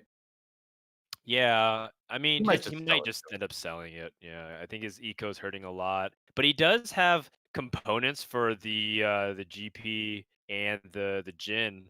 So you Oh can see that yeah. he was keeping his options open the entire time, and now I that he like has it. GP, oh, his second GP, he's Yeah. so close to greatness. There's so many pairs right now. Oh, selling the Blitzcrank. Okay. You probably want to replace the Fiora with the Jace at some point. I guess you use Blade. You lose Blade Master with that, but Jace will be a bigger carry. But I like this. So kind of going for a little bit of the Kale Jin carry, but you've also got GP in there. So just again, like just a lot of strong stuff. Yeah, the Korean Jin comp super effective. He doesn't have Mhm. demolition this yet, but it's okay because the most important thing was safely transitioning, which he has, Yeah. and now he can try to find a Ziggs or a Rumble, and then from there, I think he'd be pretty much set because in that composition, everything is pairs. You have Rumble GP, you have Wukong Jace, Ashe and Jin, Another and then the Kale. last I think is Thresh and Cassidy. So is he perhaps thinking about ditching the Kale altogether? Yeah, I was gonna Yeah. say because he's not buying the one in the shop. So this gives him Celestial, and now this is getting closer to what you mentioned earlier, the Jin Boom comp or the Korean Jin comp, since it was popularized over there. Puts the Kale back in again because you do lose Blade Master taking her out. So when you've got a 2-star Fiora with these gloves, I suppose you want to support that. But you'd think Blade Master is going to come out at some point. Yeah, and it's the Celestial is great for Jin in particular, but he wants to play his best board, and realistically, he might end up just selling the second KL anyways. Yeah. But I think because Inay doesn't have a huge HP lead, he's feeling a little bit anxious about like taking it off the KO. Oh. Oof. So close. The GA would have been pop, but still. Yeah. Zero Minion trying to do some serious work. That would have been funny too, because that was a Zero Minion off of the Fiora with the Thieves gloves. Yeah, I think so. Basically, he gave up that 1 gold so that he could see what he would get off of the next shop to see if he maybe 2-star Kale, and in the very last second, if he needed to, you can go ahead and give her that Thieves gloves. But Mm. it seems like he's going ahead and make that full transition and roll down after this, and it looks like Inay is going to be all in after this round, and we'll see if he is able to hit that third GP, if he can hit that third Jin. If he doesn't, he's gonna die. Yep. But you gotta Okay. do. There's a Lulu. Lulu. Lulu's nice to Jin see. There's 2. Jin 2 finds it. There's a Kale. All right. Might as well pick up Jin's. Wow, if he Lulu. hits Lulu too, that would be just nutty. Just Cassidy one too. Thresh would be so impactful, and obviously GP2. Yeah, I like this though. Getting the Lulu in and getting access to Celestial opts for the Thieves Gloves on the Wukong because you just need that stronger front line if you're going to go for this. Oh, big. Jace too, yeah, that's huge. 2 GPs in there as well, which is it seems kind of funny, but if you're going to choose one of these 5 costs to have 2 of, why not? Yeah, I think it's not that great if you don't have Demolitionist. Mhm. But I think it actually, if in hindsight, if he thought a little bit longer, he probably would have played a second Lulu instead of a second GP. But if he's Yep. able to preserve his HP or even win this fight potentially, I mean, can't really argue with the result. Oh, that GP ult though. Really could have used that to hit the Rumble, but maybe he still does win this. Yeah, Wukong is just Guess super so. tanky, and it looks like his Hand of Justice and his Bloodthirster combination is just making it really hard to kill it. So Wukong ends up being a carry in that fight, which is Yep. funny. Yeah, Wukong I think is underestimated in terms of what he can do. Oh, faster impact is so good. But Rumble, Demolitionist is even better. yep. So now all that he's truly missing, well, actually, he's missing 2 things. He's missing Ash, so that he could get the snipers, which would be really nice. Jin Ash is usually the combination you go for. And Thresh would also be really nice for mana reavers. So now that he's got Demolitionist, hopefully for his sake, he does end up finding that faster impact sooner, because that's a really big upgrade for this team. He bypassed it because he had to get Demo Oh, in, but still. Oh, they're everyone's all so pumped bunched, up. but GP can't cast. He's taking forever. This is why you need that Guardian Angel. And it Huge. did come down a little bit slower, but Is it too oh late though? man, It is. no way. Oh Yep. gosh. Yep. Well, you're gonna lose a couple rounds here and there before you really kind of get the GP and the Rumble online, but Right. that'll be one where if he hits a GP2 and he hits faster impact, he's gonna destroy that comp later. Yep. So he ditches the Lulu because he needs to find his Thresh. Rolls, nothing. Finds a second Ash, but Ash is not super effective as a 1-star. So Well, he's it gonna gives you have to go. sniper and it maintains celestial, so it's kind of necessary for the build. So better Yeah, than nothing. exactly. I think that it's better than Rumble 2 for sure. Rumble 2 is not doing anything. Yeah. Rumble's basically just there for the synergies. Both Rumble and Ash, pretty much. Other Yeah, half at least Ash damage. has an arrow that can actually do something and maybe win you the fight. But True. yeah, looks like he's finally online and Jin hitting like a truck. Finally. Yeah. Feels good. And Inay, I would say with this board, he can probably almost certainly top 4, if not like top 2 with this. Yeah, purely depends on if he can get GP2. He doesn't see a Runin's Hurricane, which is kind of unfortunate. He really needs that item. Yeah. Um, Celestial Orb is kind of interesting. If you think about 9 and the possibility of putting 4 Celestials. yeah, well, what he could actually let you do is take out Cassidon and just simply put in Thresh right now, and you can hold on to That Shen too. if you feel like that. But Cassidon's so good. I really don't like taking Cassidon out of my comps ever, especially when he hits 2 stars. Yeah, I wouldn't. Yep. Yeah. So, he ended up picking up, why am I blanking on it now? The Shojins, okay. Hmm. Oh, no, wait, now we're looking at Tien. We made a swap right during the carousel Yeah, transition, but he's still got that, so he did end up going Void in the end. he did. He ended up playing a fun variation, which is instead of Morello, you can play Demolitionist Spat and just basically have Kazik, not Kazik, Vel'Koz be a Mhm. stun bot, and then basically let Kha'Zix and Cho spread the damage a little bit more. Yeah.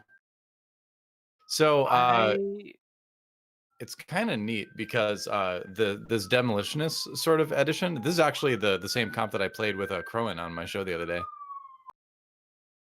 Yeah, it's pretty effective. It's just that I feel like sometimes it I feel like if the demolition it's like even more all in on Vel'Koz targeting at the in the right cone, because sometimes if he's kind of missing, then he just really has low impact. And when you Yeah. have demolitionist spat, it feels even more impactful than usual because you're wasting a slot, air quotes. You're wasting a slot on your composition Well, to that's play our a Vel'Koz. rumble. Vel'Koz is always feast or famine, and he'll be gone tomorrow. But yeah, that Sure, sure. I feel like the normal builds are much more stable, just oh, for because you sure. get things like infiltrator buffs, or in this case, he's playing 3 brawlers out of 4, Mhm. and you have to give up something to have that rumble, and sometimes it doesn't feel worth it to me. But of course, it's still very effective if it works. It's just one of those things I'm saying is a lot more volatile than the other builds. Jinx 3 once more for Gunmay. How does he do Wow. it? Well, I mean, finding it this early is a crazy thing, like, getting it before Kane, I mean, I suppose the funny thing is with, Blasters falling out of favor as a comp that you always have, like, at least 2 people running every lobby, it's opened up Oh, Jinx to be picked up a little oh bit more with this. no. Is Uh-oh. Tien dead here? He may be. Uh, I think he ended up going demo because he was so far behind that he just didn't really yeah. have another option, Wait, I think he which is might usually when live? you go it Yeah. 1 HP, and that's kinda usually when you go Demolitionist is when you see the Oh, opportunity to pick it up and you don't really have a strong Void build, you're like, "Well, maybe this can get me through because you can survive on, just 3 brawlers, I but mean, it ain't great, that's for I sure." admire the resolve to hold that much gold. I think I would have rolled a long time ago, but we'll see. And he could also be just trying to go to 9. Maybe not roll anymore, but just go to 9, play the 4th brawler for Vi, and then you finally get the best of both worlds. Now you can play Demolitionist and you get the 4 brawlers. Yeah. That's a good spot to be in. I mean, with Tien's situation too, that's probably the biggest upgrade he can look at right now is because he's got the Cho 2, he's got the Vel'Koz 2 already. So Right. the best thing he can do for his team is get 4 brawlers, which he does. Very much so. But it might be too late. He Oh is wow, running. we found a Malphite. Huh, One. I mean, you never know, right? He rolls it down yeah. anyways and sees it. It's a very low chance, but it's a chance nonetheless. All right. So with this, is this enough for Tien to maybe stabilize and head into the top 4? It's going to be hard because it's been trending the opposite direction. But this is a significant spike now, especially with that Morello pickup on Joe. So I think that Yeah, Tien might be able to do this now. maybe. We'll see. Going up against Inay, who has that Oh Vel'Koz ult. Oh boy. yeah, He wins that's this what I'm one. talking about. Yeah. And the thing is when you go for this demo positioning, and I think with Void in general right now, a lot of times Inay with a 2 Oh. HP, when you go for this comp, you have to be really aware Oh. of which Void positioning you choose. There's a backline positioning, and then there's the side positioning, and that can determine a lot if you win or lose rounds right now. Those are kind of your only two choices with Void at the moment, but knowing which one to do in which situation is pretty vital in terms of succeeding. Kiyoon is playing Infiltrator KO, by the way, which sounds really silly, but actually is quite good against certain compositions. Against Void Brawler, it's actually excellent because that means KO will guarantee dodge the Kha'Zix and Mm. the Fizz.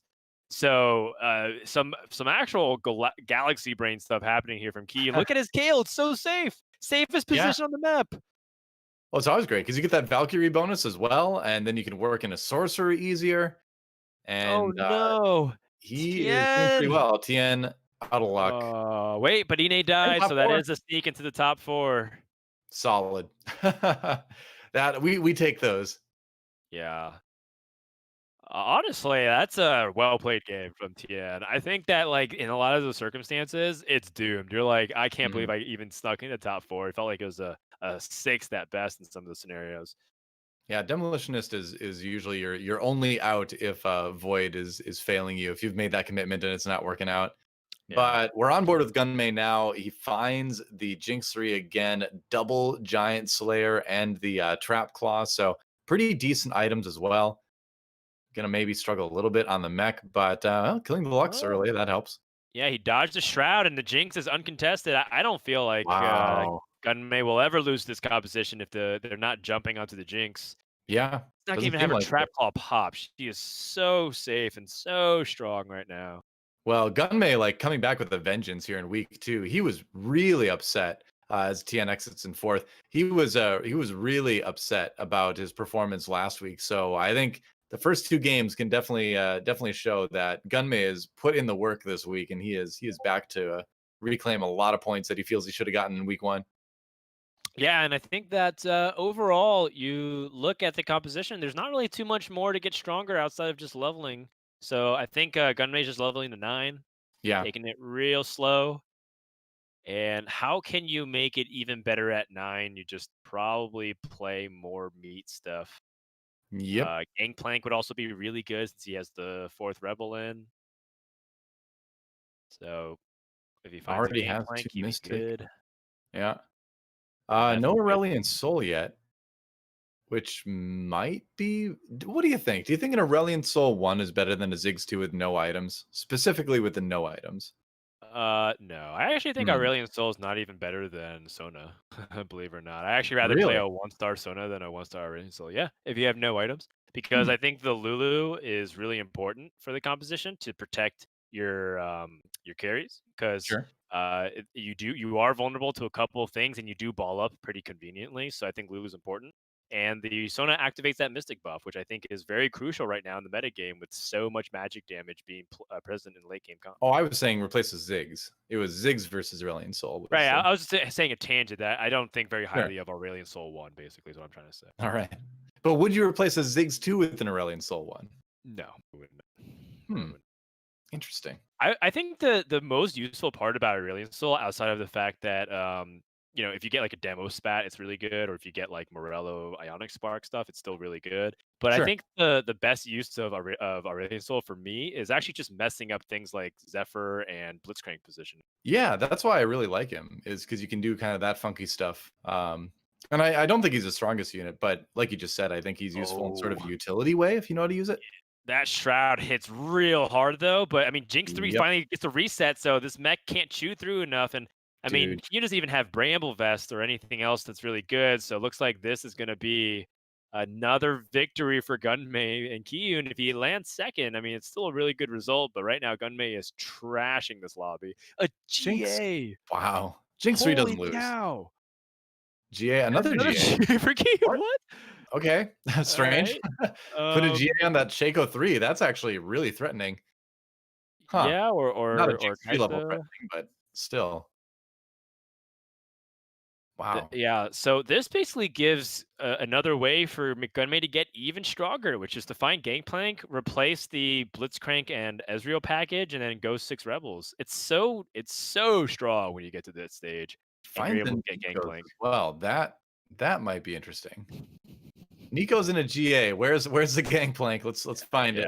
Yeah, roll down here. Yeah. Finds sure. Cho Um, 3 is a win condition. Soraka 2, yeah, not it's true. really. Honestly, Wukong 3 is not bad either. Oh, wow, Oh he my got it! god, he What? found it. What is Holy going on in this cow. game? Oh Redempt my alright. goodness. Alright, well, congratulations, Gunmay, you have won 2 games of TFT in a row. There's absolutely no way that Kiyoon is winning this. No chance. Outrageous. Outrageous. He has 2 3-star tier 4 units. Yep. Wow, Yeah, this Cho'Gath's Gunmay never gonna is die. This Jinx is gonna kill everything. It's he is insane.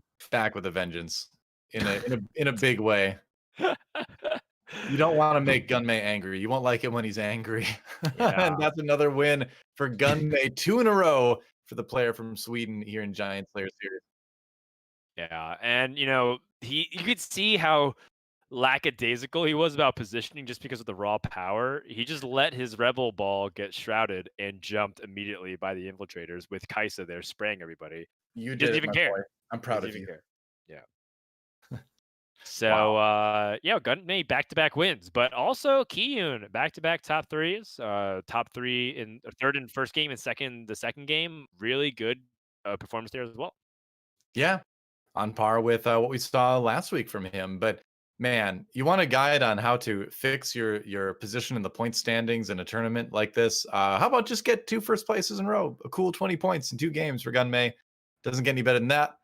And we will see who shakes up the rest of this standings for the rest of the day here because Higa got less points in the second game. Dasik actually took third and moved way up in the standings that particular one. So I'm curious. The middle of the pack can still yet be messed with, but Gunmay way out ahead in day 2 so far.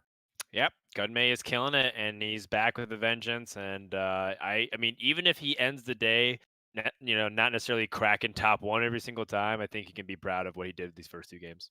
Oh, absolutely. So, shout out to juke.gg exclamation point GSS in chat. That'll take you to a page where you can find all of the player POVs. So if you want to go and congratulate Gunmay on his 2 wins in a row, you can go find a stream that way and go do it right now. And you've got time because we're going to take a quick break. And when we come back, the last 2 games, last 2 competitive team fight tactics games before the mid-set patch. You don't want to miss it. We'll be back right after this.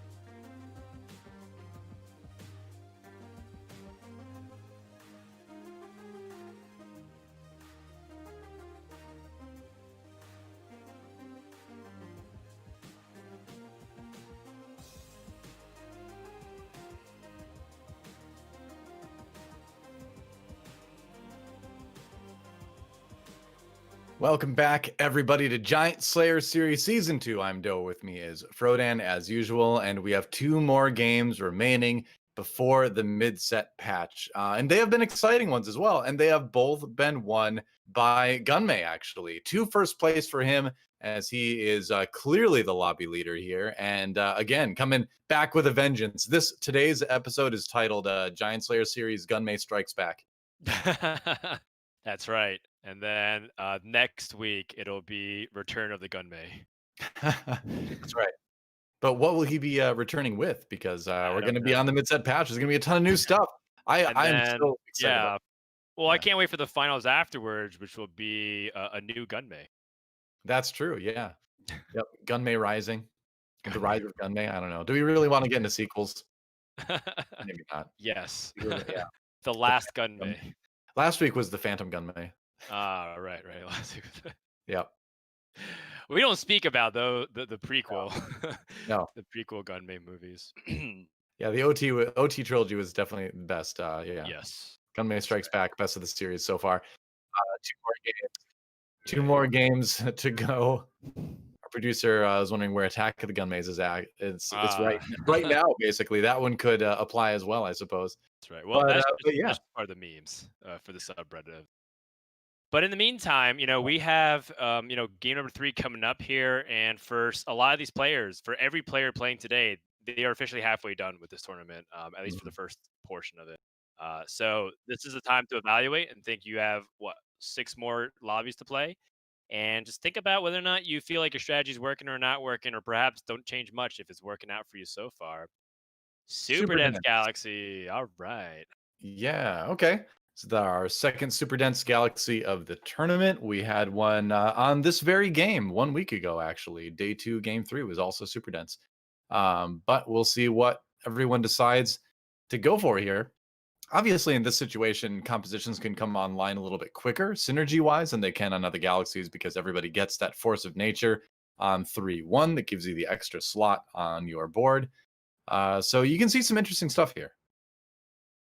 Yeah, and now we have the start here for Gunmay with just a glove, and so far he's been doing very well with Jinx-based compositions. A lot of times people talk about how strong Jinx is, both on live and PBE, and we'll see if he's able to carry that momentum. As we did mention at the top of the show that Gunmay was very harsh on himself. He even put out a little twit longer talking and expressing about how disappointed he was in his Yeah, play after last week. And it made me feel bad, because I feel like, that kind of fire doesn't really exist. It feels like a lot of the common trends, if you perform badly, is perhaps to start talking about day of the game or talk about right. balance or even talk about how you just want to play PBE and not focus on live.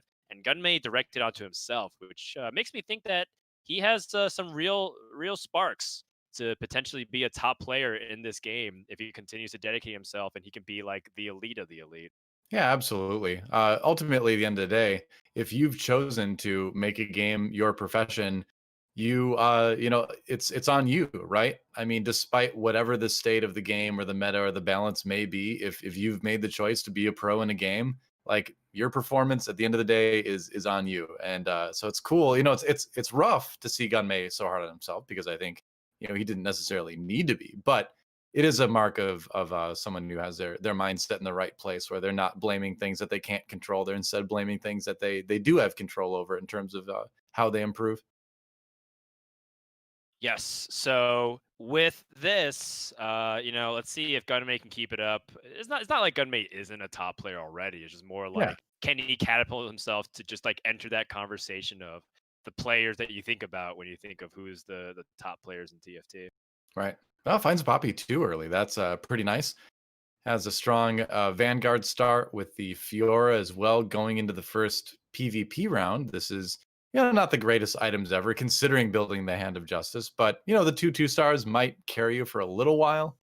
A little bit of an awkward start though for Gunmay, but he made it work last game despite getting the 2 belt start. Remember? Yeah, totally. Might be able to just play straight up cybernetics and then spread the components. So if he finds a Lucian, Mm. at level 4, you can play the tier on the Leona, and you can go ahead and put the belt on Lucian. Seems like he's just going to prioritize Trap Claw, which I think out of every defensive item except for Guardian Angel, it has a pretty significant impact. Yeah, he didn't combine it, but he saw the Ziggs on the other side, so he's like, "All right, well that's something that could definitely slow down their damage dealer," and didn't end up losing anybody there in that fight, despite Right. the fact that Ziggs never hit the trap claw. But I think the concept was sound. Oh, and Kha'Zix too. He's Yeah, finding triples of a lot of things right now. but is it things that he wants? You know, I feel like Oh, you can. There's a Malphite, so leaving himself open to Void Brawler now a little bit. sure. I think it's definitely. Ooh, Oh wow, or not? sells it immediately. I think I was Hmm. gonna say that I think it's worth thinking about selling like Ash and leveling and playing the Kha'Zix, but Mhm. he's gonna go ahead and play Ash instead. Interesting. I want to see how this pans out. Favoring a 1-star Ash for her CC as opposed to a 2-star Kha'Zix. You know, in terms of what's going to win you each round in succession, he didn't know who he was going to play against. There's a couple people that have gone to level 4, and so I think if he ran into a strong board, he had the option to drop the tier onto the Ash during combat and accelerate that arrow a little bit. And so I think it was a good choice just to win that specific round. And we might see him make some more changes, but it was kind of a cool little tech.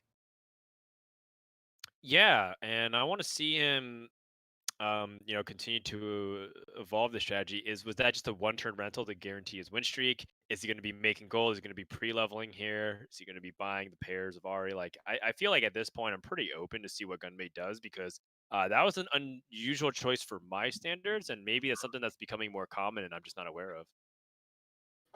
Yeah, I mean, if you're gonna pre-level anyway, I guess it doesn't really matter if that 3 gold sits on your board in the form of an Ash.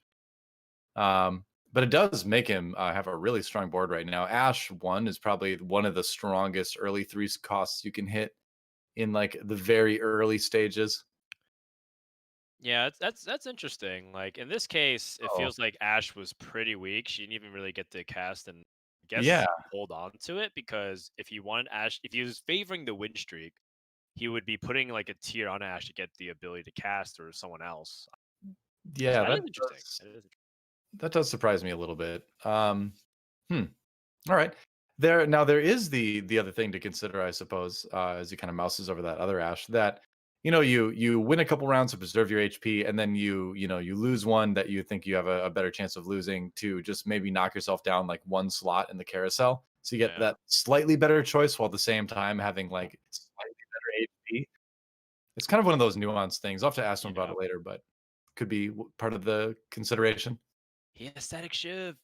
Static shiv Ash, just like in set two. Yeah, seriously. Or even set one, right? When you put an Ash was a ranger. Yeah, that's true. Man, Rangers are really fun to play. I loved Rangers in set 1. Yeah, set two Rangers is probably my favorite version of Rangers because Hmm. you just got some really cool variations with poison that were really awesome. Yeah, Uh, Inferno as well. landing it felt really good, but yeah, I would definitely say that it was also one of one of the most volatile comps. I was like playing Rangers, and like I get top two, and then sometimes I played the exact same comp and felt like I had the exact same items, and then I'm like bottom two. I don't Yep. I feel about that. I feel that same way about Rebels right now, but that probably says more about my Rebels play than about the comp. know. All right. Well, no worries, though. Rebels is like the only comp I know how to play well. Uh, Teach Zo- me. Zoe is he's playing a Poppy as right now an item holder for what looks like to be a mech here. Sphinx has played mech in previous games and seems Mhm. like he has reasonable success with it, but not able to actually break top two any of these games here. Yeah, not yet. S- Yeah, and the thing is too, Super Dance is a tricky galaxy to play mech because yes, you do have a little bit more time now that the change of Super Dance gives you the guaranteed force nature at stage 3-1 after the Krugs. But the problem still exists that everyone else is stronger while you're trying to get on board. However, you one thing working in your favor is that people aren't really expecting it. Or wait, am I misreading this? And he's just gonna go play Candyland? He's holding his poppies Yeah, and he his could. Zoes now. I think it's one of those situations where you can Oh, do a little bit of both. You can also just slow roll sorcerers through the mid game too if you do have a strong poppy. It's not unheard of. He could really use an Ash and a Jace instead of the Mordekaiser, but it's a possibility. yeah. This is Something that I wasn't really expecting, because again, I've played a little Candyland yesterday, and it just like completely got bopped. Though I even had GP with Guardian Angel and everything as a secondary, and Mm. playing the six sorcerer variant. So I was You playing know, Poppy, Star Guardians, Gangplank, and it just I got wrecked. Of the course, that's funny not thing great. the funny thing is I usually go back to a player I mentioned a little bit earlier called the Great Lakes when it comes to what the ideal way to play sorcerer related comps in TFT right now is.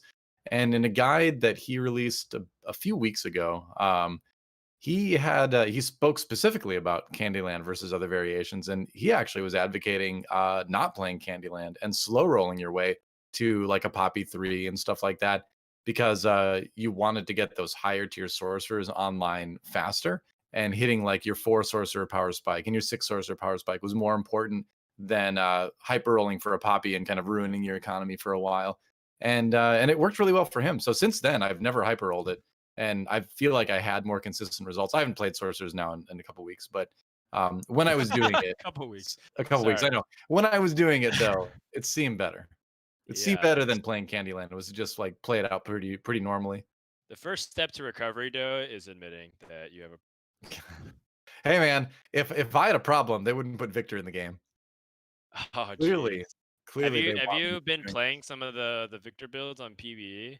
a little They bit, are a little bit. pretty degenerate at times. The Dark Star variant was really sick. Mech Sorcerer variant is pretty sick. Yeah, Mech Sorcerer definitely excites me. I've been pretty much playing on live because we're still casting it on live, so I've been focusing mostly on that. But as soon as tomorrow hits, obviously, it's all going to change. But I played a little bit on PBE.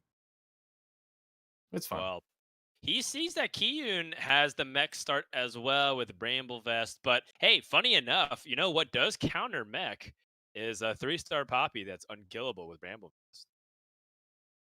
That is true. Poppy kind of just 1v9s everybody. And if you can, if you can like 1v9 everyone with Poppy for a little while, that's going to win you some rounds. Yeah, it's specifically against mech that Poppy seems to be like exceptional against, and also anyone that doesn't have Last Whisper. Mhm. But when you have a 3-star Poppy, she's unkillable. The only problem is that the rest of your units are a little bit weak, which is why I personally like going for like level 8 and trying to find an alternative to it. Because Yeah. Candyland is a reasonable top 4 comp. You're able to get that Poppy uncontested and get the right items. It just has difficulty like beating other compositions at that stage. Yeah, for sure. And he's also got some other problems too, where like he doesn't have the RE2. He's got no items on the RE. He's not getting items in general to support playing this comp, but at the same time, he hasn't been picking up mech pieces either. So he's in a lot of trouble, honestly. If I had to look at this comp and like judge his future success in this lobby, he's at 90 HP right now, I know, and he's winning rounds. Like I can see that too. But you look at the items, you look at the trajectory of where this comp is going. If he doesn't pick up a lot of sorcerer items really fast and some 2-star sorcerers, he's gonna bomb out ultra hard. He'll be fine. Slow rolling here is totally valid. And it seems like as long as he hits that Poppy 3 and he hits like another 3-star like Zoe or TF, he'll be totally. I mean, he doesn't even have 4 sorcerers in right now. You It's kind of okay. need You 4 have Poppy sorcerers to 2. win the game. You have Poppy Yeah, 2.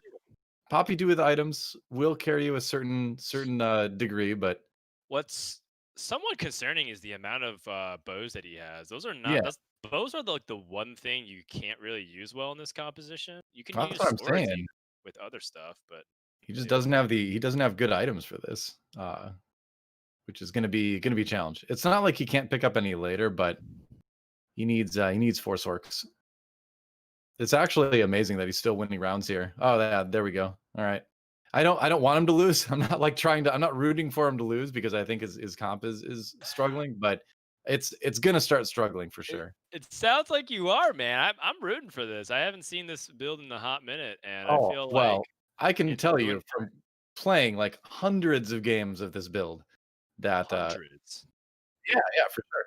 of Candyland. I never knew you were such a I'm hyper not roller player. Candyland, but he's not really playing Candyland because he didn't hyper roll. But but yeah, just in my experience, and you can go back and look at my accounts. They're out there. I've played enough games of this comp to know that it's not going great for Sphinx right now. Interesting. I still consider it to be Candy Lane, even if you're not hyper rolling. Really? Yeah, I think Candy Lane is more about like what units you're trying to achieve as opposed to like when you roll. Because I mean, it's still like Void Brawler as long as it's still Shredder, even Well, if you're slow rolling. let's let's also just admit that Candyland is a terrible name for the comp, and then after that we can talk about. Oh wow, there's a couple of poppies, but Wow, hold also on. yeah, I always interpret it as the hyper roll, but we'll see what he gets. This is Zoe 3. That's really nice. Sure. That'll help out a lot, but he's gonna really need to survive just on pure star level, and not items this game. Well, I was gonna say that we have Dasik with the Forbidden 4 tier Ziggs. Yeah, let's see. My video is a little bit distorted right now, so I'm having to swap Yeah, over to his stream. it's all good. He's got Yeah. the double tier Ziggs 2-star. It doesn't seem like he rolled at all. In fact, Dasik looked like he was leveling. He's at level 6 right now with that Force of Nature. Oh And trying yeah. to see if he can instead maybe just play straight up Rebel. And it's kind of like what we're talking about, where you don't need to actually have Ziggs get to 3-star to still have like a really powerful uh mid game. But the problem is that it seems like Dasik doesn't have a good rest of the composition because Mhm. he has a very, very flimsy front line. In fact, he's using a Sona 2 as his second tank. And that's not She really heals. I don't know. It is a little bit rough. I like the demolitionist add-on that helps a little bit. But it's one of those comps that I feel like is right on the edge of being really, really strong. It's just one little thing away from it, whether that's another defensive item for Ziggs or, somehow finding the Ziggs 3, even though he's not really anywhere close to it. Oh, it's because the Ziggs 3 has been taken by Inay already. He can find yeah. another one, but it's going to be tough now. Yeah, although he doesn't have another Seraph, so I actually Yeah. would take a Ziggs 2 with double Seraphs over a Ziggs 3 with Deathcap 1 tier by a pretty significant margin. Ine looks, I think that result illustrates yeah, your point. pretty sad. But I mean, Daisy also hit leveled, and this is like him probably just adapting to what he sees in the game. And Mhm. yeah, Ine 1 tier on his Ziggs, 1 tier rolling down his cheek. Yeah, seriously. You find the Zig 3, but not the items. And it's people have been saying this for a while, but TFT in its current state, at least for the rest of today anyway, is a game that really is more item dependent than it has been in previous iterations. That if you don't have the proper items, even if you have like 3 stars, you're still going to probably suffer a little bit or a lot of it. Definitely. So Dasik looking for some kind of AP opportunity. Oh my goodness. He finds a demolitionist spat opportunity and a Hmm. Jinx too with 2 swords Okay. available to make a death blade. This is looking super good here for Dasik right now. Yeah. I Well, think being able to put the demo spat on somebody as well, able to take out the rumble at some point in the future is going to be pretty strong. yeah, you could also convince me that you don't want to do that. Instead, you might want to just save it for, like, I don't know, a force of nature opportunity, or Or maybe just celestial. hold on to the rod to give it to Ziggs. Yeah. There's a couple different things you could do. You could put a Lulu in later and then use that as a celestial spat as well. True. That is a kind of like a very long-term investment, Yeah. and it's basically like an entire stage and a half later, maybe 2 stages later. But if you do have that foresight, and I think if he had more HP, he would consider that as well. Yeah, you raise a good point where at 45 HP your options are definitely a little bit more limited as far as what you can use it for. But Demo Spat doesn't do a whole lot for him at the moment, I guess. He's thinking about it right now because when you have this on your bench, you're like, well, I should figure out a way to use this now, especially with the HP I'm at. We'll see. We might have 2 Rebels players like bombing out pretty fast here. Yeah, it looks like nice. Oh wow, Ine no pun has intended. there you go. Ine has 5 rebels, or sorry, Ine is about almost dead. Dasik has 5 rebels too. So the moment he finds like an Aurelian soul, it's actually really interesting to stone in the middle there. Hmm. But she's just basically tanking at this point, so it doesn't matter. The moment he finds Aurelion Soul or Gangplank, the composition is going to have even a bigger spike. And if he could find like a bow and make a Ruinous Hurricane Deathblade Jinx, that's also a really powerful option. So I'm curious Hmm. how Dace is going to approach this carousel here. Yeah. Finds a Blitzcrank too, which is pretty nice as well. Let's see. All right. And so now he'll have the opportunity to put in up to 9 too, which is one of the things with Force of Nature where you can kind of, all right, finds the 6 Rebel. That's pretty good.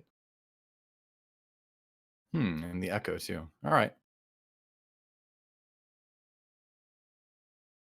Yeah. All right. Just make the Demolitionist Aurelion Soul. We talked about this in the last game that it's one of the ways in your opinion that 8 Soul gets usable.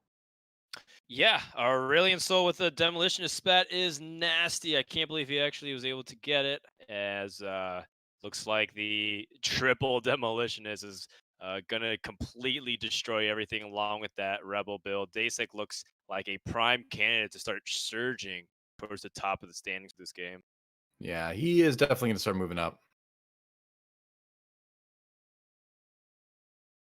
Against Sphinx's game, it looks like, as he is playing against Kiyoon. Wow, and Sphinx must have barely just won that one. Hmm. Not falling All off yet, but I wonder what's going to happen. Here's the carousel. Yeah, so we have an open cloak, and I think he just really wants that bow, right? Nothing else. That's 100%. Yep, probably. So, um, yeah, so that means that the last floating item is a belt. I guess you could make a Morello. That'd be really cool. Put that on his Aurelion Soul as well. Honestly, if you told me that you should be transferring these two Seraphs onto Aurelion Soul, I also would believe you. Not that I'm not sure that's the right play, but that Hmm. sounds like not so awful. Because then the thing is, you don't need Ziggs anymore now that you have Demolitionist Spat on your Aurelion Soul, Oh, right? He's found he, Gangplank. So now you can do Gangplank, and Aurelion Soul doesn't even have to play Ziggs anymore. yeah. Yeah, well, I would say you definitely take out the Rumble at least, but you can move Right. this around in a lot of ways. This is a tough decision. I actually don't know what the best course in terms of handling Demolitionist would be. Yeah. Because the Well, I GP mean, on its own with no items is a little bit weak, but right. we'll see. It's a Rumble 2, which is, I think, the number one reason why. Oh, God. Day 6 Yeah. lag. Day 6 lag. Ah, he's tilted. EU. I feel it. I feel it in the mouse movement that he's tilted. Yep. It's the EU disadvantage, which if NA ends up with more higher placing people, that's what he'll be talking about. We have to nerf EU. They're too strong. Yeah. And he wins anyways. We didn't also mention that he got a misfortune off of that shop, too, which was pretty. So we're gonna swap it over to see what DarkHydra is up to now. He is currently number 1 in the lobby with a sniper build. Yeah, Looks like. so the sniper Yeah. build doesn't have the runins. It's just a death blade and the rage blade on the TF. Seems like right now Dark Hydra is just in between transitioning. He's still been winning because he just has high quality units. Everything is 2-star. But I mean, with Mhm. Zoe 2, TF2 holding carry items, like you were talking about with the Kalian build, this is going to start dropping off pretty significantly. Yeah. It's actually kind of amazing that he's at 83 life, and just goes to show you how playing best board can help you get there. Well, somebody's gonna start dropping off here. Although Sphinx did just lose his Yo, last round, but we'll see what happens. Um, Sphinx looks really strong to me. I know you don't feel that way, but I just feel like in this build, when he gets to this point, is actually very strong. I think his Poppy is very strong, and that will help him a lot. I think Zoe 3 is strong, but doesn't look like a top 1 comp to me. I could be proven wrong, but we'll see. Oh, I mean, top one comp is definitely not what I was thinking. I think Canyon Land, like we were saying, top four, and has difficulty pushing into the top two. But Yeah, the one way you can is if you land, like a huge sorcerer's big AoE like Gangplank. I honestly don't mind sometimes. I saw someone playing like Misfortune sorcerers, and like she wiped entire teams as well. So it's yeah, it's totally a nice fine to just kind alternative. of play whatever you want. Yeah, I mean the 6 sorcerer buff just gives so much damage to a lot of the different big 5-star heroes that or 5 cost heroes rather that you can work in a lot of different stuff with it. Sure.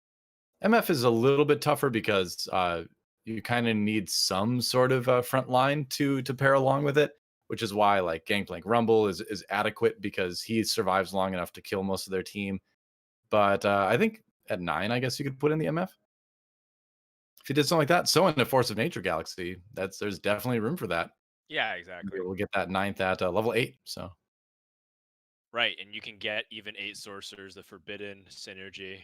yeah, I've done it. It's pretty fun. Right. So we have Hand of Justice that goes on Kale. Looks like we're playing Jin Kale. Oh, geez. DarkHydra trying to see if he can Thieves Gloves his Thresh. Finally gets it off. He can make a Celestial Orb, but he already has 2 Celestials. He can make a Bloodthirster on Jin. Not the He's got a best, lot not of the items worst. to use here. Yeah. Right. Let's see. All right. Well, he could take a big hit. Yeah. So right. So I think one of the big things is that he really needs to find a bow. Like if he finds Runins, that's probably the single biggest buff to this comp, besides finding like a Jin 2 that he could find. Yeah. He's on stage 5 though, so it's very unlikely he's going to find a Ah, bow right, right. for the until stage 6 carousel. Mhm. And by then the landscape of the game has dramatically shifted, so he could just keep this bow floating, but sometimes it's like the case where you'd rather just complete items. And Mhm. then if you are able to pick up like a complete item off the carousel or, even off of Kane, that would probably be a better alternative. Right. Playing against Dasik now, who is still kind of tearing things up with this Demolitionist Aurelian Soul. It's so hard to stop this Yeah. amount of stuns. Yeah. Daysake looks kind of like a lock for top 4. Who else would join him? I'm going to predict that Sphinx will get there too. And Tien is now out as well. Kiyoon struggling with his mech. Mech does again, as we said, struggle on super dense. It is less contested because everyone thinks it's weaker on super dense. But it's a risk sometimes that I personally feel like is harder to take. Finds a Soraka 2 and a Lulu, a second Lulu. So this is an opportunity to go for the Mystics, finish the Kale. And this is wow, look at those items by the way on Thieves Coast Thresh. Hmm. Yeah, having the Mystics in your pocket is nice late game when you find out that you might be playing against a comp like this, and you could use that. This is so interesting, though. Yeah, he's trying to hope that he can win this fight. If he wins this fight, he can get the Wukong, but he doesn't have Last Whisper. I don't think he can kill this Poppy.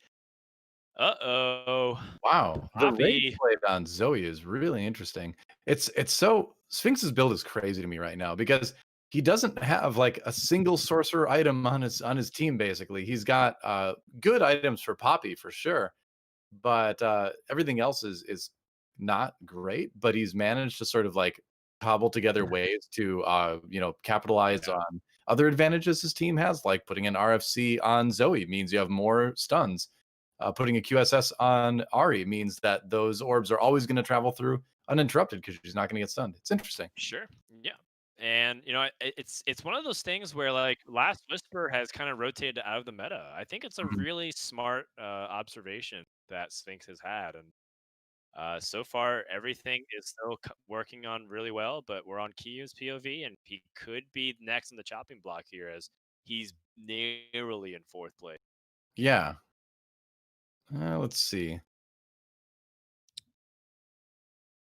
Sorry, I'm just handling a couple of Yeah, things no with my problem. feet. Looks like There we go. Kiyoon All right. has leveled to 8 or actually leveled to 7, but because of that extra 8th unit from the super dense galaxy from the Force of Nature, he gets that Kale as well.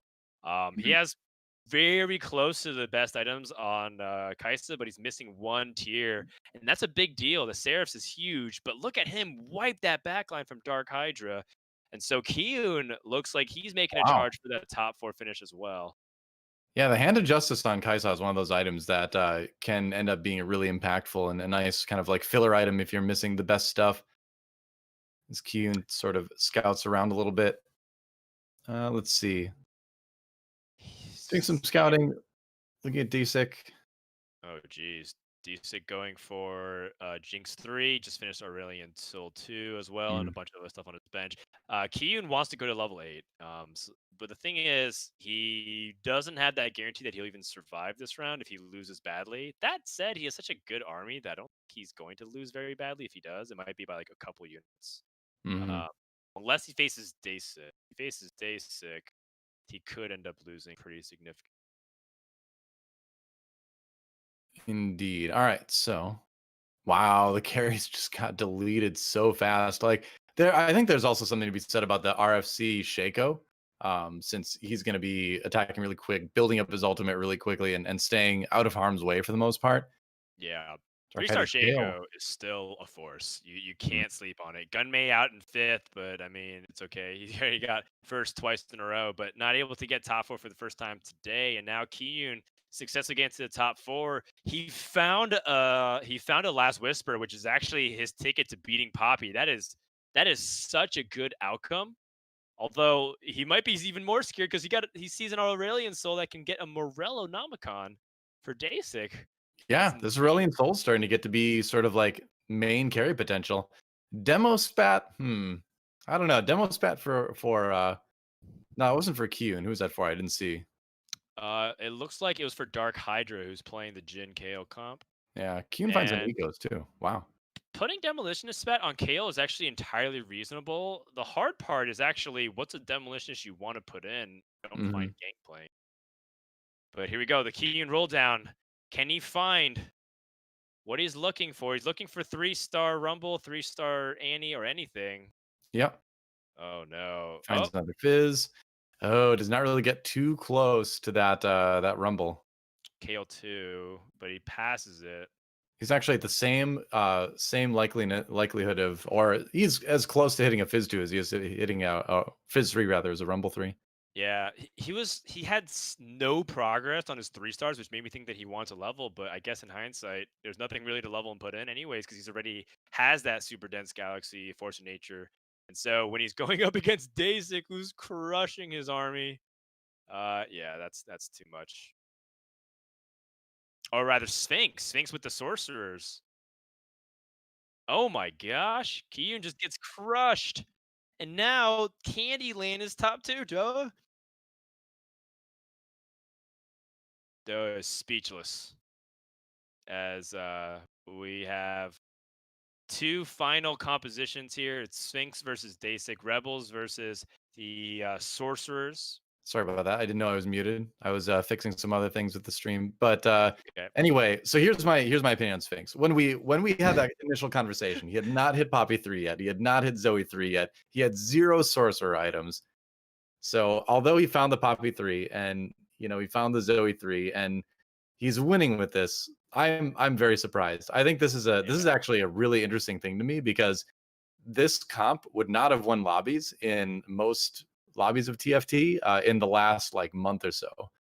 Oh But I think you God, mentioned it definitely. where the last whisper being a little bit less common means that these poppy carry comps can maybe start to find a little bit more success now that Shredder's kind of dropped off a bit.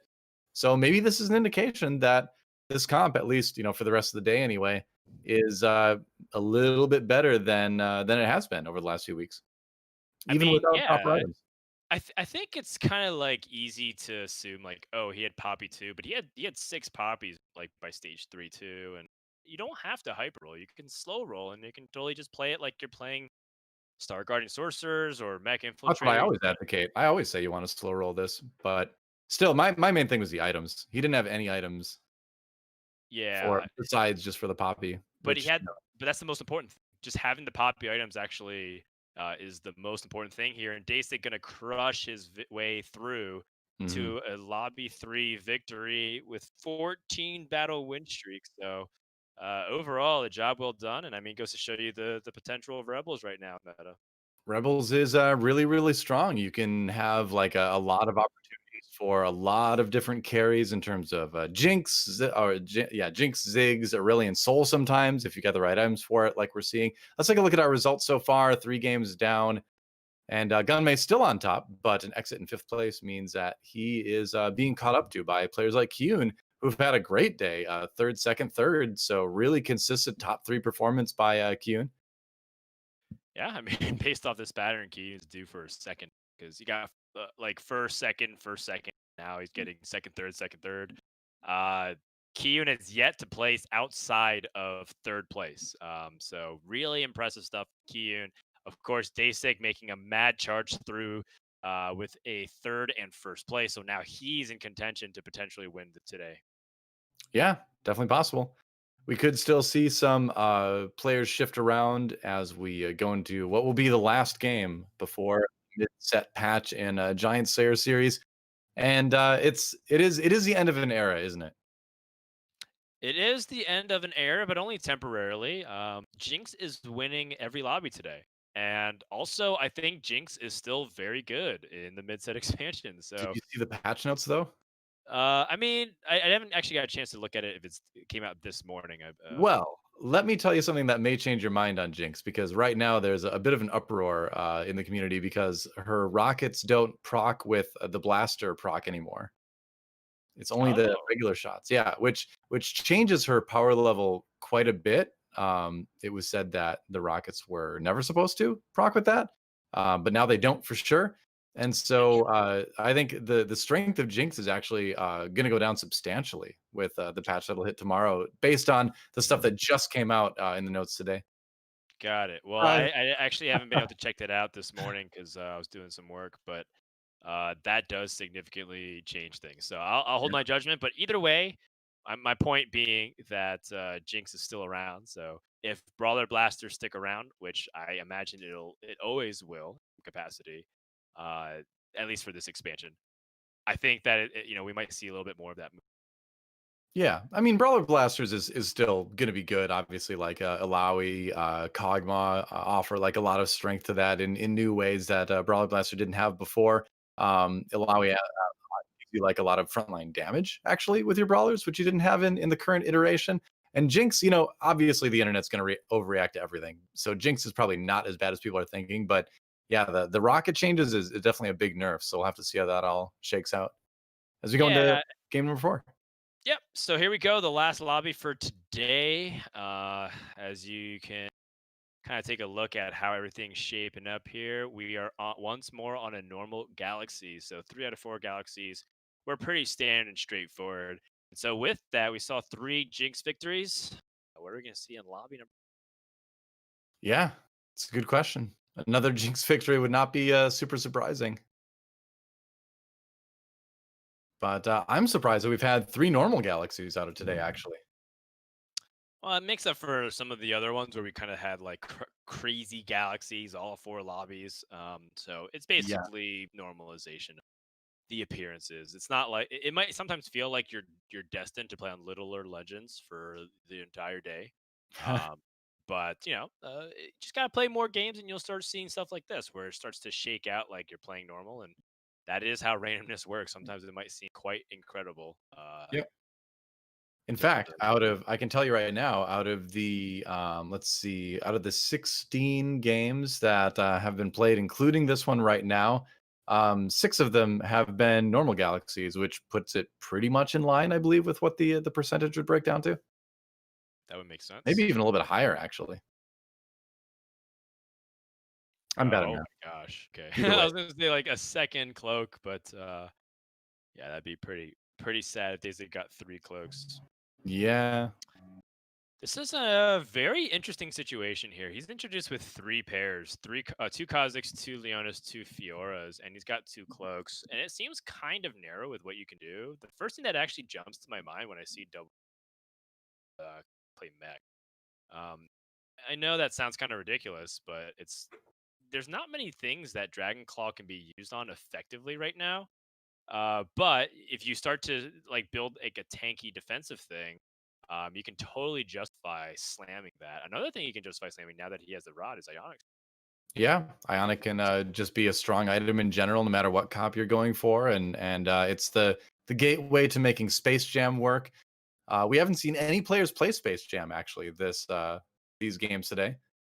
Gunmay played a True. couple games of it last week, and we saw a little bit yesterday, but it's not like a top tier comp right now, but in certain situations with certain items, if you find a Darius too early, it can still be decent.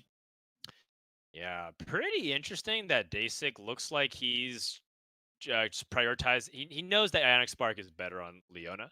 Generally, units that have defensive items or defensive capabilities are better users of Ionic Spark because Ionic Spark does damage whenever someone casts their ability, and so therefore, the longer a champion survives, the more damage it'll do. So he ends Right. up foregoing placing it on a Fiora 2, and he's rewarded with that victory. Not bad. You'll take it. Let's Oh. see.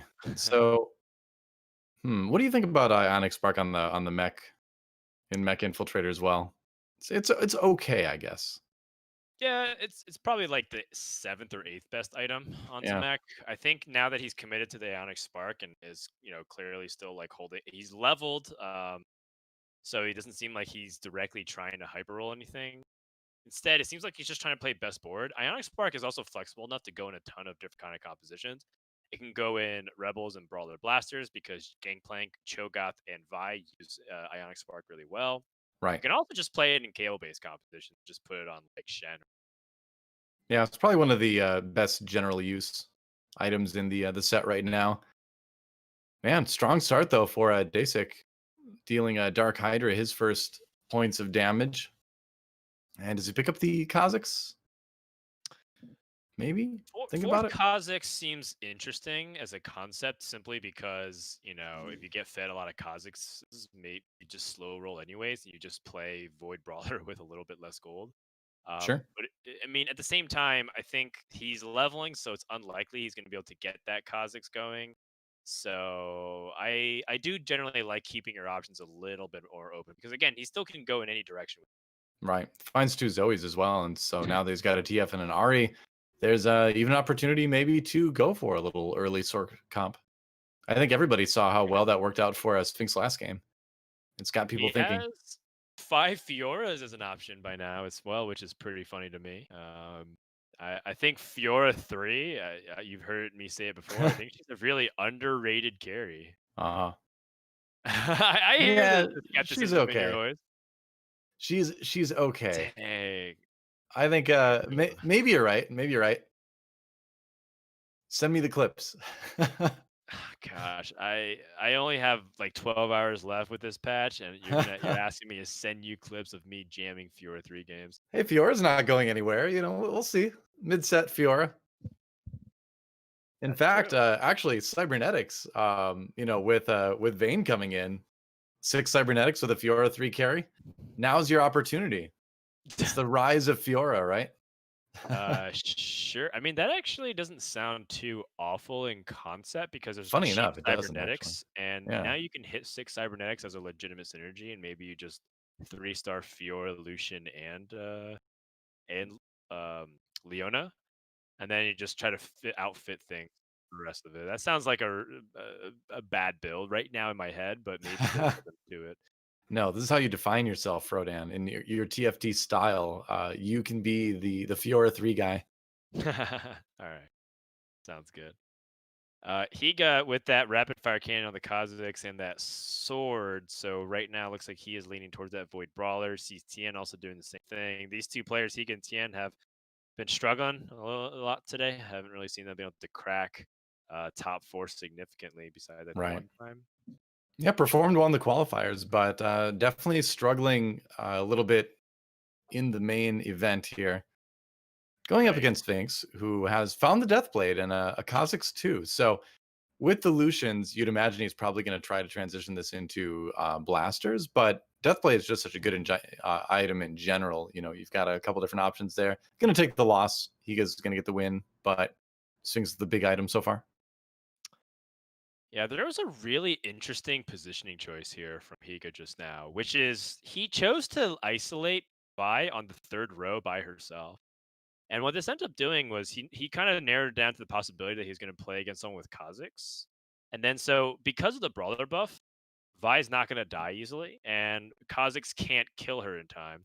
And then she gets enough mana to actually run away from Kha'Zix, and that wastes your opponent's DPS because they're spending time chasing her while she flies away into the night to join Kha'Zix and Right. assassinate the backline carry.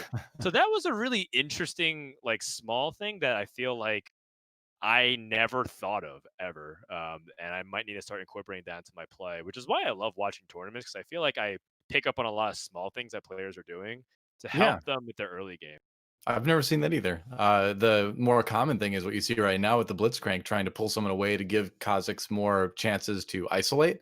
Right. But if you don't have the Blitzcrank and he had the Vi, that's a cool use of it. Oh, the Oh, Kha'Zix battle goes this time to yeah. Tien. Whichever Kha'Zix starts attacking the other one first is usually going to win because they're Yeah. both probably going to have GAs. But in this case, his didn't even have that. All But right. now maybe you got to worry a little bit how contested this Kha'Zix is. It does look like there's one other player going for it. Sees a Shredder composition by DarkHydra with 7 Caitlyn's. Not, I mean, he hit. Oh my gosh, he actually hit Xayah 3 before he even rolled one time on stage 3. So Wow, I just realized that's that too. sick. Yeah. Yeah. Well, sometimes the game tells you a direction to go, and when you hit a 3-star before you even get to Krugs, it's a good indication. Right, but the thing is, what's also wild is usually you get that and you're like you have one of another unit you need to copy. You have like 9 Zayas and like 1 Jarvan. He has 7 Yeah. Caitlyn's as well. That's some amazing amount of redundancy in his shops. In the first 5 stages of this game where he's able to get it. Or I guess he had extra 3, so the first 8 stages. That's absurd to me. I guess the funny part with that is that since Shredder has fallen off so much and people are trying to find things like Kha'Zix and Malphite and all that, it does make it maybe a little bit more likely that you see the Shredder parts in your shop because the other things are going to be gone a little bit more often. So if you are like the only Shredder player, sometimes you can find things a little bit more commonly Dark Hydra Oh again with that no. Xayah 3 and the GA. Okay. Yeah, Higa knew there was a strong possibility that he'd face against DarkHydra, which is why he was scouting him so much, and then just ends up queuing into him right after he's the power spike. And yeah, Kha'Zix with the assassination, that IE plus the RFC was such a deadly combination, getting those crits when it mattered. Yeah, those two items on Kha'Zix make him really, really strong, even at just 2 stars. So Higa's looking pretty good right now. Finds another Kaisa. Some people choose to bypass the Kaisa too because she is kind of just an item holder for Vel'Koz. But if you don't have a lot of other strength, it's probably still worth it to lose a few gold and pick up that Kaisa too. In some cases.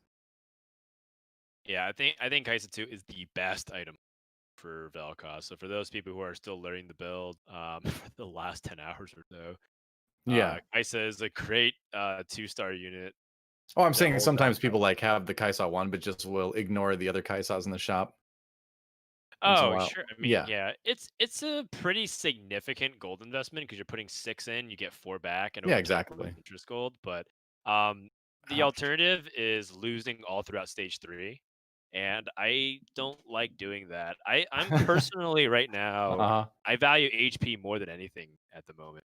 So I try to win streak as much as I can, even if I'm playing a comp that's supposed to lose, right? If I'm playing mech, I want to go into stage 3 carousel with like 90 plus HP.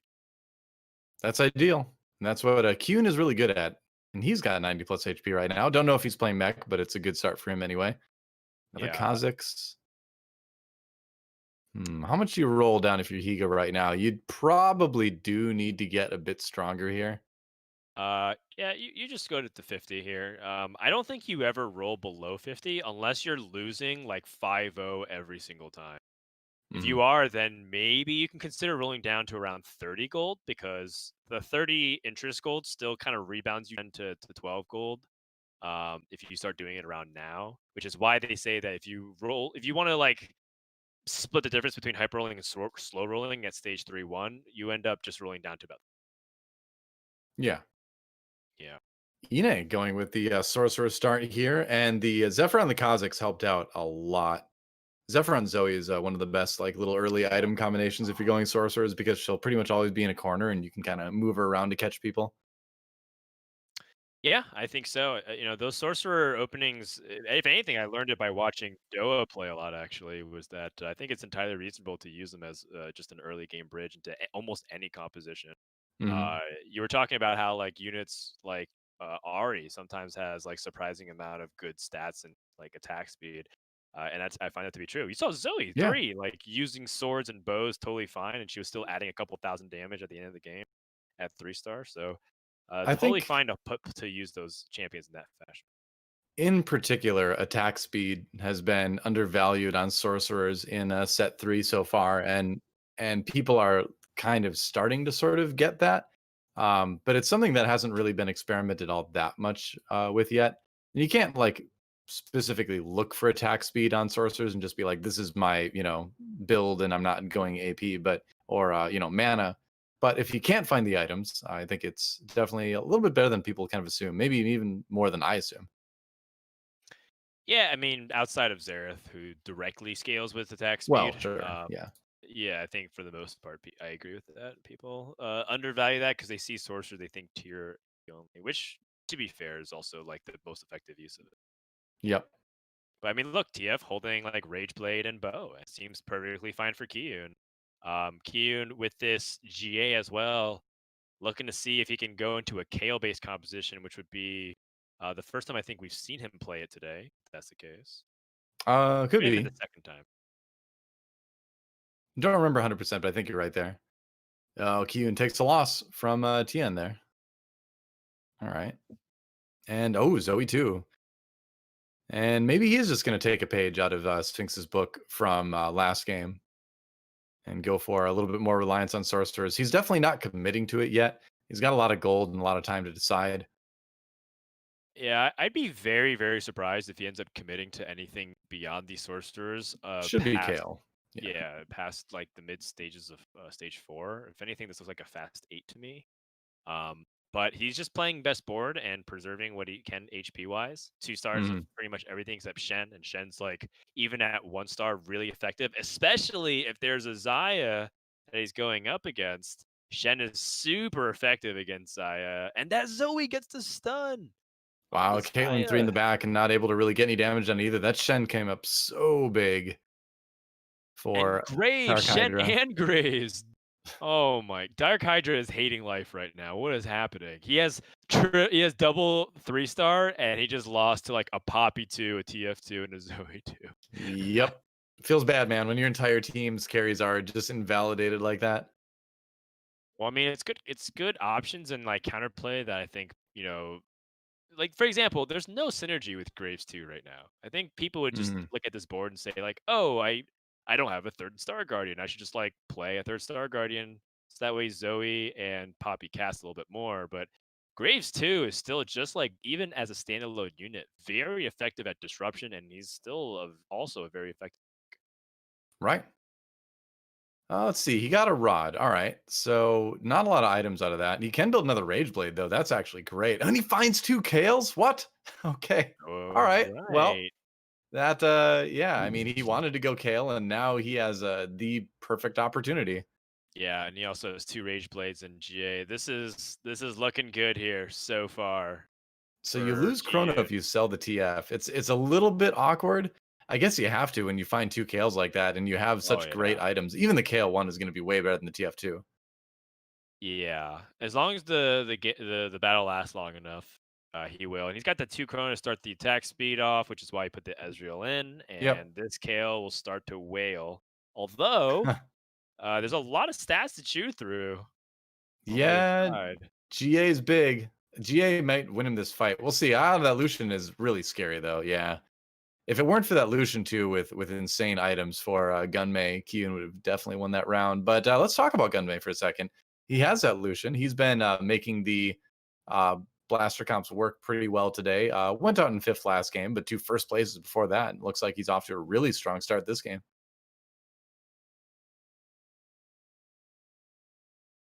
I Yeah, like. so with Gunmay's opening, it could just be symbolizing like how he has faith in blasters because he had success for it in the first 2 games, and Mhm. it seemed like it wasn't his game 3 plan wasn't really panning.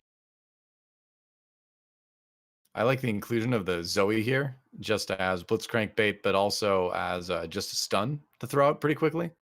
Because even if she gets grabbed like this, you're still going to get at least one stun out of her most games. Yeah, and so this Kha'Zix 3 with Uh-oh. the double IE and the RFC looks really hard to beat if you're playing Yeah. Dark Gale. So Higa is also powering up as well, and he's online. So this is starting to be a little scary for a lot of players. Like the moment KL2 gets hit here for Kiyoon, the moment that other people are starting to get their 3 stars in, this is starting to get real serious now. Right. A lot of power spikes, very close. Finds the Blade Master in the form of Aurelia as well, which is Okay. good. All right. Yeah, I'd say it's definitely worth to replace the Graves with the Jace for Yeah, Vanguard now. just needs to get Celestial in if he can. Oh, KL2, huge. Wow. And another Yeah, Wukong and another Irelia. that's massive. This fast 8 has worked out theoretically really well for Kiyoon. Right. I do like the 4 Vanguard temporary transition right now because it Yeah. seems like he is struggling to piece together like a bunch of 2-star stuff. So at least having the Poppy and the Leona tank for a while is good. So it's a really good decision. Yep. You can always change back later. You can see he's not like selling the Shen or anything like that. So he's not gonna like ultra commit to 4 Vanguards. That'd be a little bit overboard. Oh, interesting. A bunch of spatulas. Huh. Oh, a third Irelia would be so good with a glove, especially. There's no way, right? Yeah. No, it's already gone. Yeah, no chance. Yeah. And So what's the best pick after this? Is it still just a glove on the Shaco? possibly hard to say. I guess glove is gonna get you a lot of mileage, There's just in nothing. terms of being a So strong item choice in general. He ends up with the rod, which you can also use for a number of different things. Ionic Spark yeah, we it's mentioned earlier. just Let's most see what powerful. let's see what Tien's up to right now. Oh, he got a force of nature now. All right. Wait, does he want? He's got to be force of nature, right? It's definitely. It's not Oh demolition. yeah, I would say so. I mean, because he's not planning on going uh mech, obviously. So Void doesn't require the demo spat. We talked about this a little bit earlier. We saw that demo spat is kind of like an emergency fix for Void. If things are really going poorly, you can put that in to squeak out a couple more round wins and like maybe top 4. Yeah, I prefer use. Yeah, like I think demolitionist spat is like a level 9 luxury, and that's if you're like contested and you can't find a 3-star version of Vel'Koz or Cho. Sure, yeah, that's Which is another pretty option. often. It's pretty often that you're contested, which is why you might see it being considered a lot more often than usual. But yeah, I Oh think it's man, this plan Kale B. is wrecking him. Tien's had a rough day. That's for sure. He's on the verge of finding some pretty good upgrades. The TF3, the Malphite 3, neither of which are super vital for Void Brawlers, but if you can Yeah. find it at least, it's strong, you know? It's so painful because he is level 7 and he has 8 TFs. He's got 7 Kha'Zix. He's got 8 Malphites. Um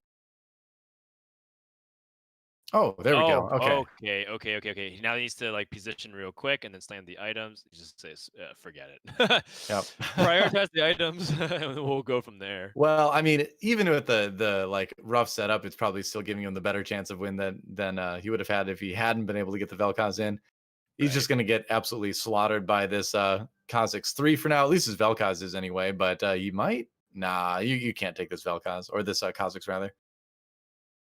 Yeah, it's Ouch. the true carry of the composition right now for Higa is Kha'Zix while he prepares his Vel'Koz. Right. And tough spot for Tien. 8 of a lot of units here. He's got 7 Kha'Zix. He's got 2 Chos. Yeah, and you're at the point where you've only got that 19% chance to hit the 1 stars. So not only are you less likely to hit it, but it's taking up a lot of space on your bench right Yeah. now, which is Right, kind but of annoying. the good news is that he has the force of nature, so he's playing his full composition. You know, usually Yep. when you're at level 7, you struggle because you don't have infiltrator in or you're missing brawler. Yeah, sorcerer. Yep. Yeah. Sometimes probably brawler is the one you go without if you have to. Because you kind of need the Okay. Blitzcrank for Chrono along with TF. There we go. There's There a we Malphite go. 3. That feels a lot better. Taking the other one cost out of the shop just to give himself the best chance. One One more more Kha'Zix. Kha'Zix. Vi 2 He's is good. very All close. right. Show Oh my goodness. Yeah. Vel'Koz. Really good roll down here, all things considering. Yeah, he hit a lot. And now he's just one away from the Kha'Zix 3. He's a one away from the TF3. So he's definitely got a lot stronger during that roll down. Shojin's on the Vel'Koz I'm totally fine with. Yep. Up. Up. Or yeah, I think you got to go Shojin's, right? Yep. Okay. Yeah, So he and I will. like the Rage Blade because Kha'Zix is probably gonna do more damage than a 1-star Vel'Koz. So Tien is like online-ish, powering up. I guess is a better way to describe it. Yeah, I think he's got some good Oh, items. Oh Jace! no. That Jace is so smash from strong though. Inay was crazy, and the Celestial buff is giving him so much. Oh, Yep. Star Guardian Jace, what on earth is happening in Inay's game? He's trolling. Dude, like Star Guardian Jace is legit good. It's he's one of the best recipients of Star Guardian Bangle because he's in so many builds that have Star Guardians already. As far as not Void, as far as Sork Vanguard goes. So I like it. I actually enjoy making Star Guardian Jace all the time because the more he ends up being a lot of your damage. He's one of your main damage dealers in Six Sorcerer Vanguard actually. All right, well, I'll take your word for it. I have not really seen Jace take the Guardian Jewel. If anything, if you tell me a pirate that would benefit off of it, would be Gangplank because he can ult even quicker when people are sharing his mana with him. Yeah, But if Gangplank is in, then Jace won't be though, so it's kind of interchangeable. that's fair. That's fair. This Jarvan gets absolutely chewed through. Doesn't matter how tanky you are. Void cuts through Dragon's Claw. DarkHydra to big loss. Another Still Vel'Koz. one TF away, one Kha'Zix away. Just Yeah, gonna roll. the tough part for Tien is that like the Kha'Zix 3 would definitely give him a little bit of a boost, although he doesn't really have very many items for it. The Oh. TF3 won't really make much of a difference at this point in the game. He's just I think, he's kind of the unfortunate recipient of the leftovers from the player that hit that Kha'Zix 3 early. Yeah, Higa's really far ahead of him, but we'll see Yeah. if that ends up panning out. Dasik has his KO composition online as well, while also looks like Gunmay hit his Jinx 2. Inay hit Syndra 3. Everyone hitting their stride. Wow. So if I mean Tien, he does have a good comp, but he's taking a while to get his composition online, and it looks like the squid's struggling to get over there. It's on Watching land, it can't Vel'Koz swim like efficiently. Watching Vel'Koz just like inch his way across the board against a Kale while he's getting just shredded. You're like, no, Vel'Koz, you can fly. Just fly. It always hurts. I hate it when my rounds end like that when I'm playing Void. Yeah. All right. So Somebody's gonna get Tien, a useful Dragon's Claw here.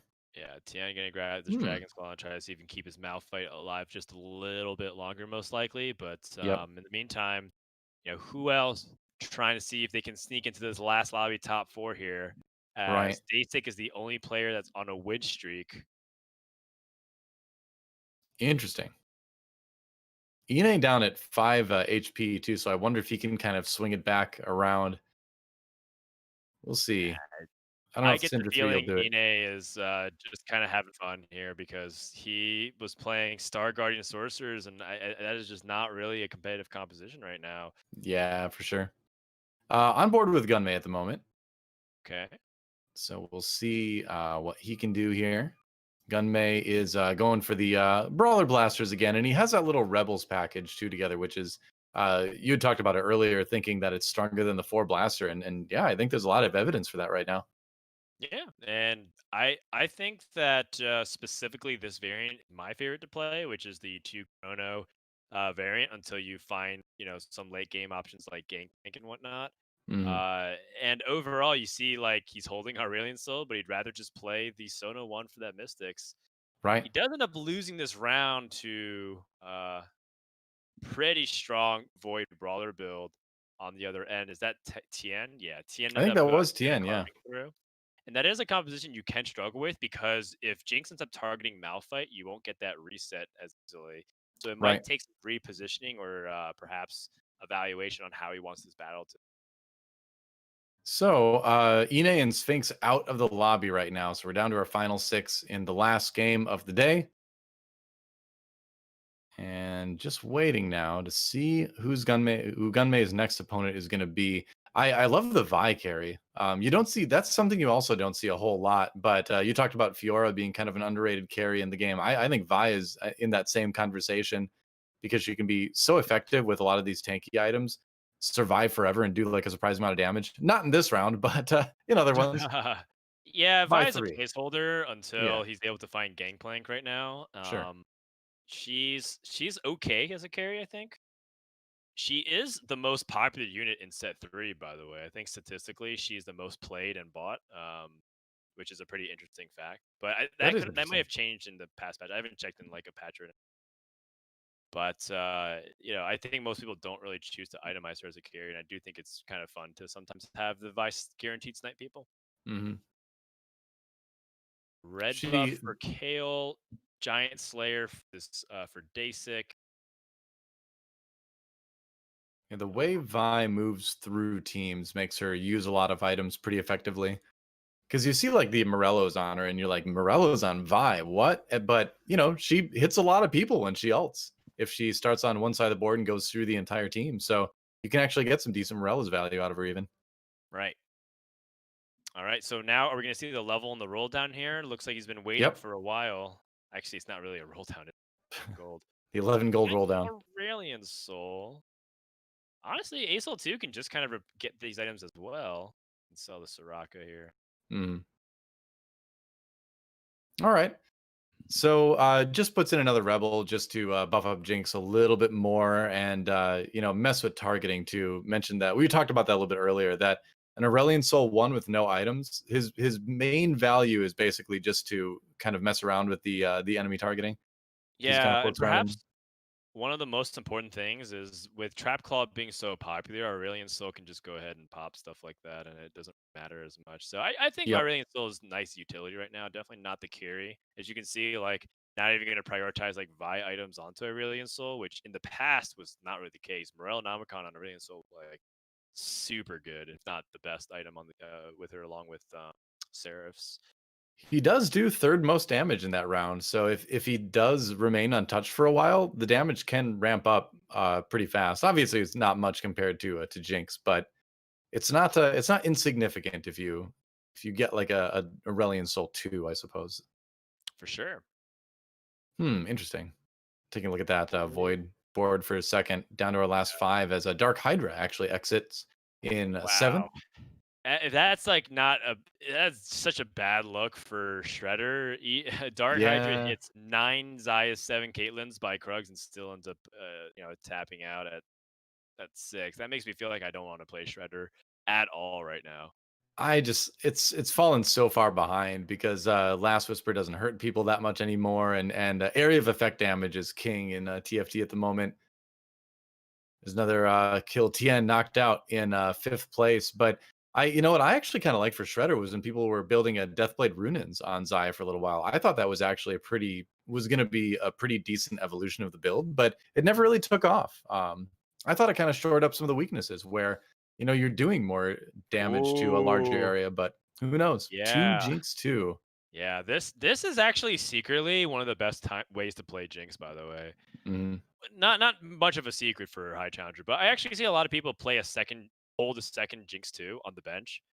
And I often think that's actually incorrect because Jinx helps Jinx really well. They Right. both kind of like become a feedback loop with each other and ends up like becoming such a strong force. And it's almost kind of like one of those things we talk about having multiple carries. Yeah. Jinx being a secondary carry to your other Jinx is great. Kind of similar to how Jin works. Right, and like we even saw Higa put in two Cho'Gath twos, and you can see two Vel'Koz twos sometimes. So once in a while, putting another forecast really works. Wow, he won that round too. That Oh yeah. Vel'Koz just completely whiffed the second ult.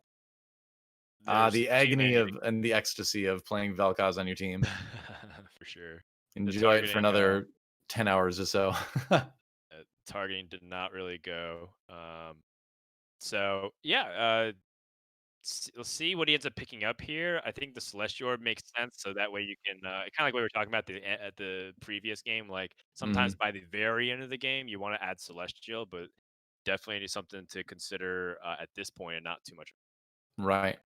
Let's take a look at what Kiyoon is up to. He is on the verge of being eliminated, down in third with 17 HP remaining. So we'll see if he can Oh, survive.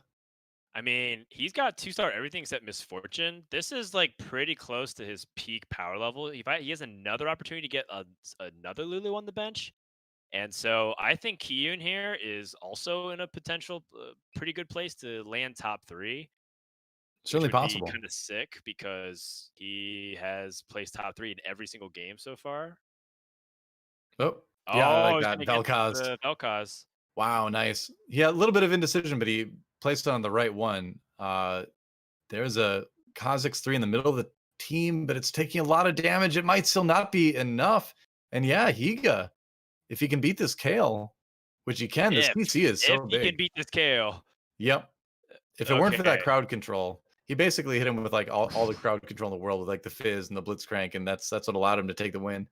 Right. In a way, it was like pretty interesting the way that panned out because it was like kind of good for Kiyoon that his Kale got Zephyr, so that way Kha'Zix couldn't target it.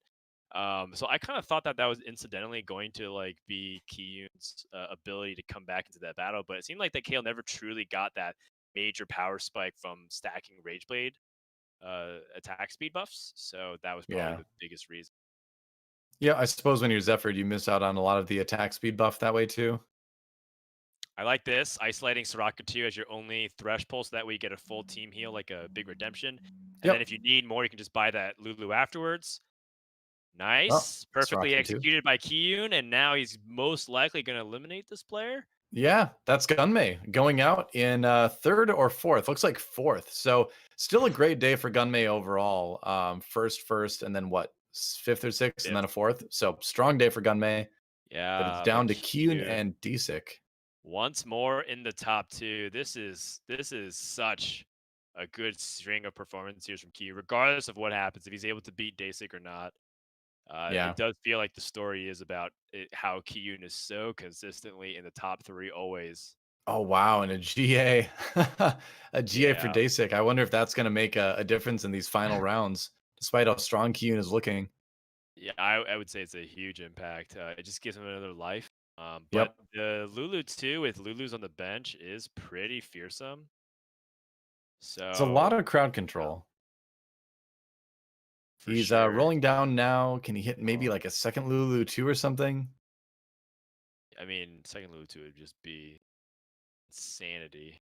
Yeah, I'm not sure if it's possible. I didn't see how many Lulus Dasick had. I know he had at least one on his bench. There might just not be any more Lulus depending. He has got just one actually. So there should be more out there, but just didn't hit him. Right. All Yeah. right. The final positioning battle. What ends up happening? He ends up targeting the Wukong, so that way he can't get the CC. The Kale front line. Is that something that his opponent was expecting? Kiyoon, the It's element of brave. surprise, is going to help off. The Aurelia actually dived in on the Kale and got eliminated. The GA was not popped. The Soraka heal came in time. And the Oh Lulu my ult stopped the god. Misfortune ultimate. So Dasick is going to take a loss here. And he can only afford one Oh, more of those. It's do or die. The game is ending next round. that was some five head positioning there. Front line Kale. I am so scared to do that, and he just Seriously. perfectly identifies, finds another Oh, Lulu. oh man. You got to go for that. You I think you got to do. go for that. Yeah. Yeah. Totally. I mean, the Thresh pulling in another Lulu too. That's just way too much crowd control for your opponent to deal with. Actually, your opponent, Dasick rather, finds the Lulu too as well. So that Okay. is That's a nearly game all the changer. Lulus out of the pool. Mhm.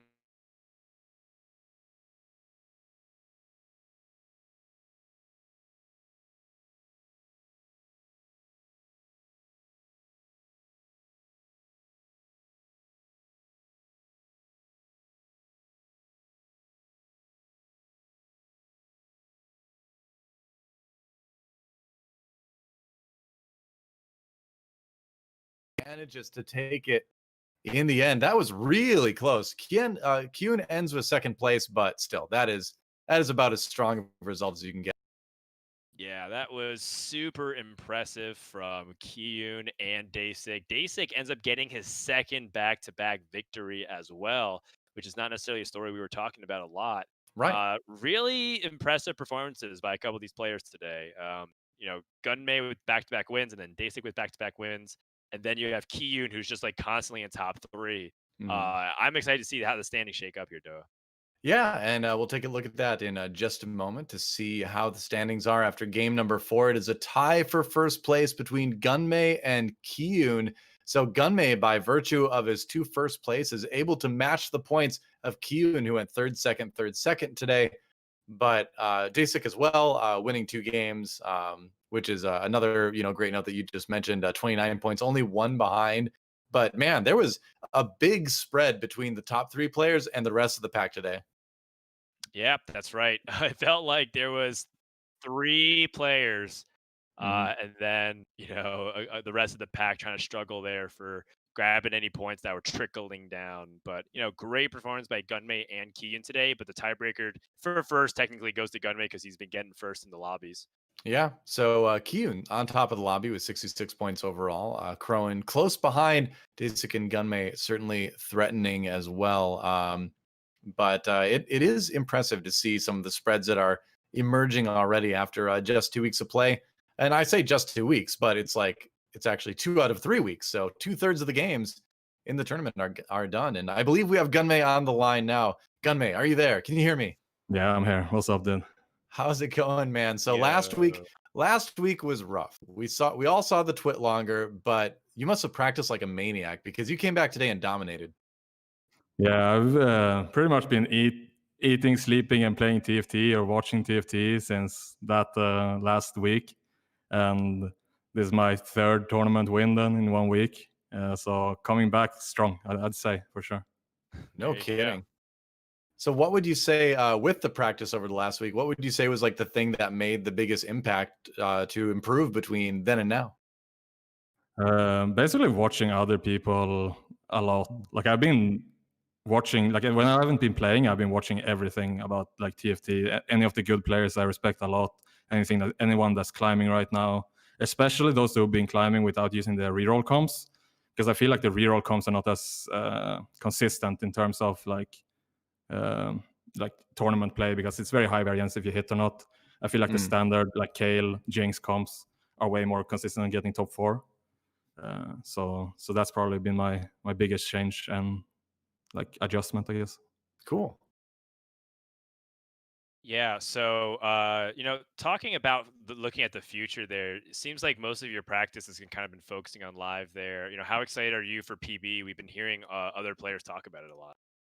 Oh, I'm super excited. I've been like playing a decent amount at least. I had this PBE tournament for Swedish people during the weekend that I won pretty convincingly, and I feel like I have a really good grasp of the new patch.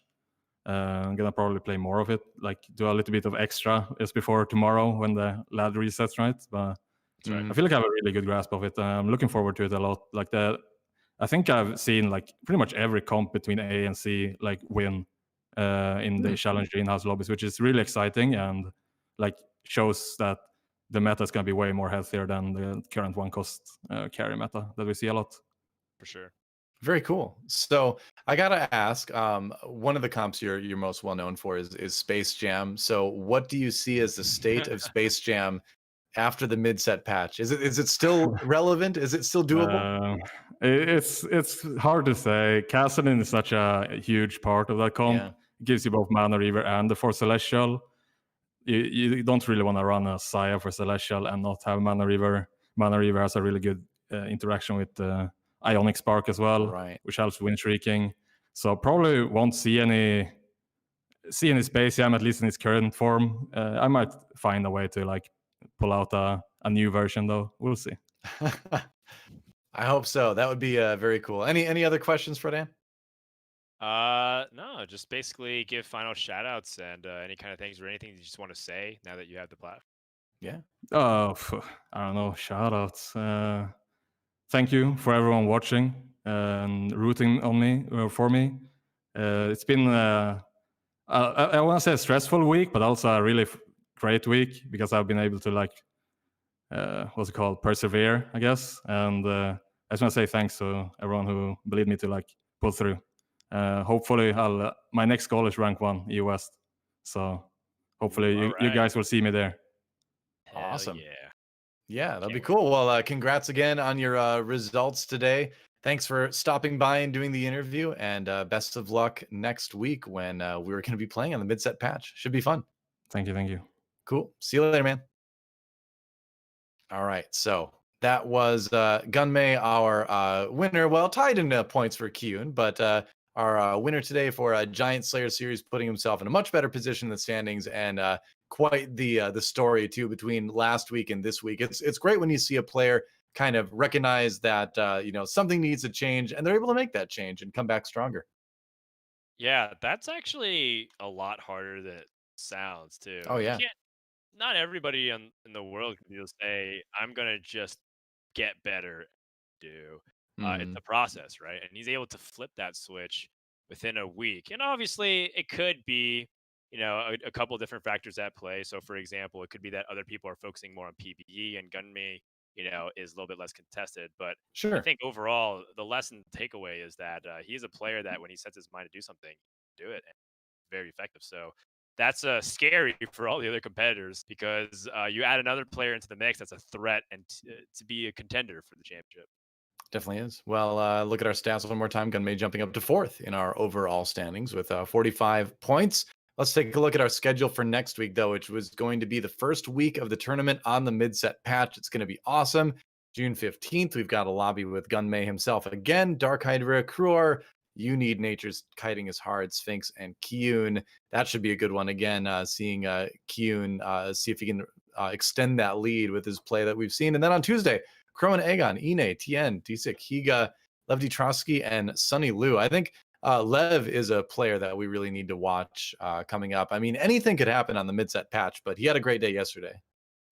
Totally. And I think that another thing to note is that those next week lobbies are going to be on the mid-set expansion. So even if Kiyoon, Crowan, and Gunmay and all those players are like experimenting with builds that they think are good, but it's not panning out, they have such a comfortable cushion of a lead that it doesn't really matter if they end up bottom forwarding a lot of those games because they are very likely to still make it to the finals. So this 2 weeks, the story of Kiyoon with Crowan being a very important second story as well, and then Gunmay's comeback. I'm really excited for this week.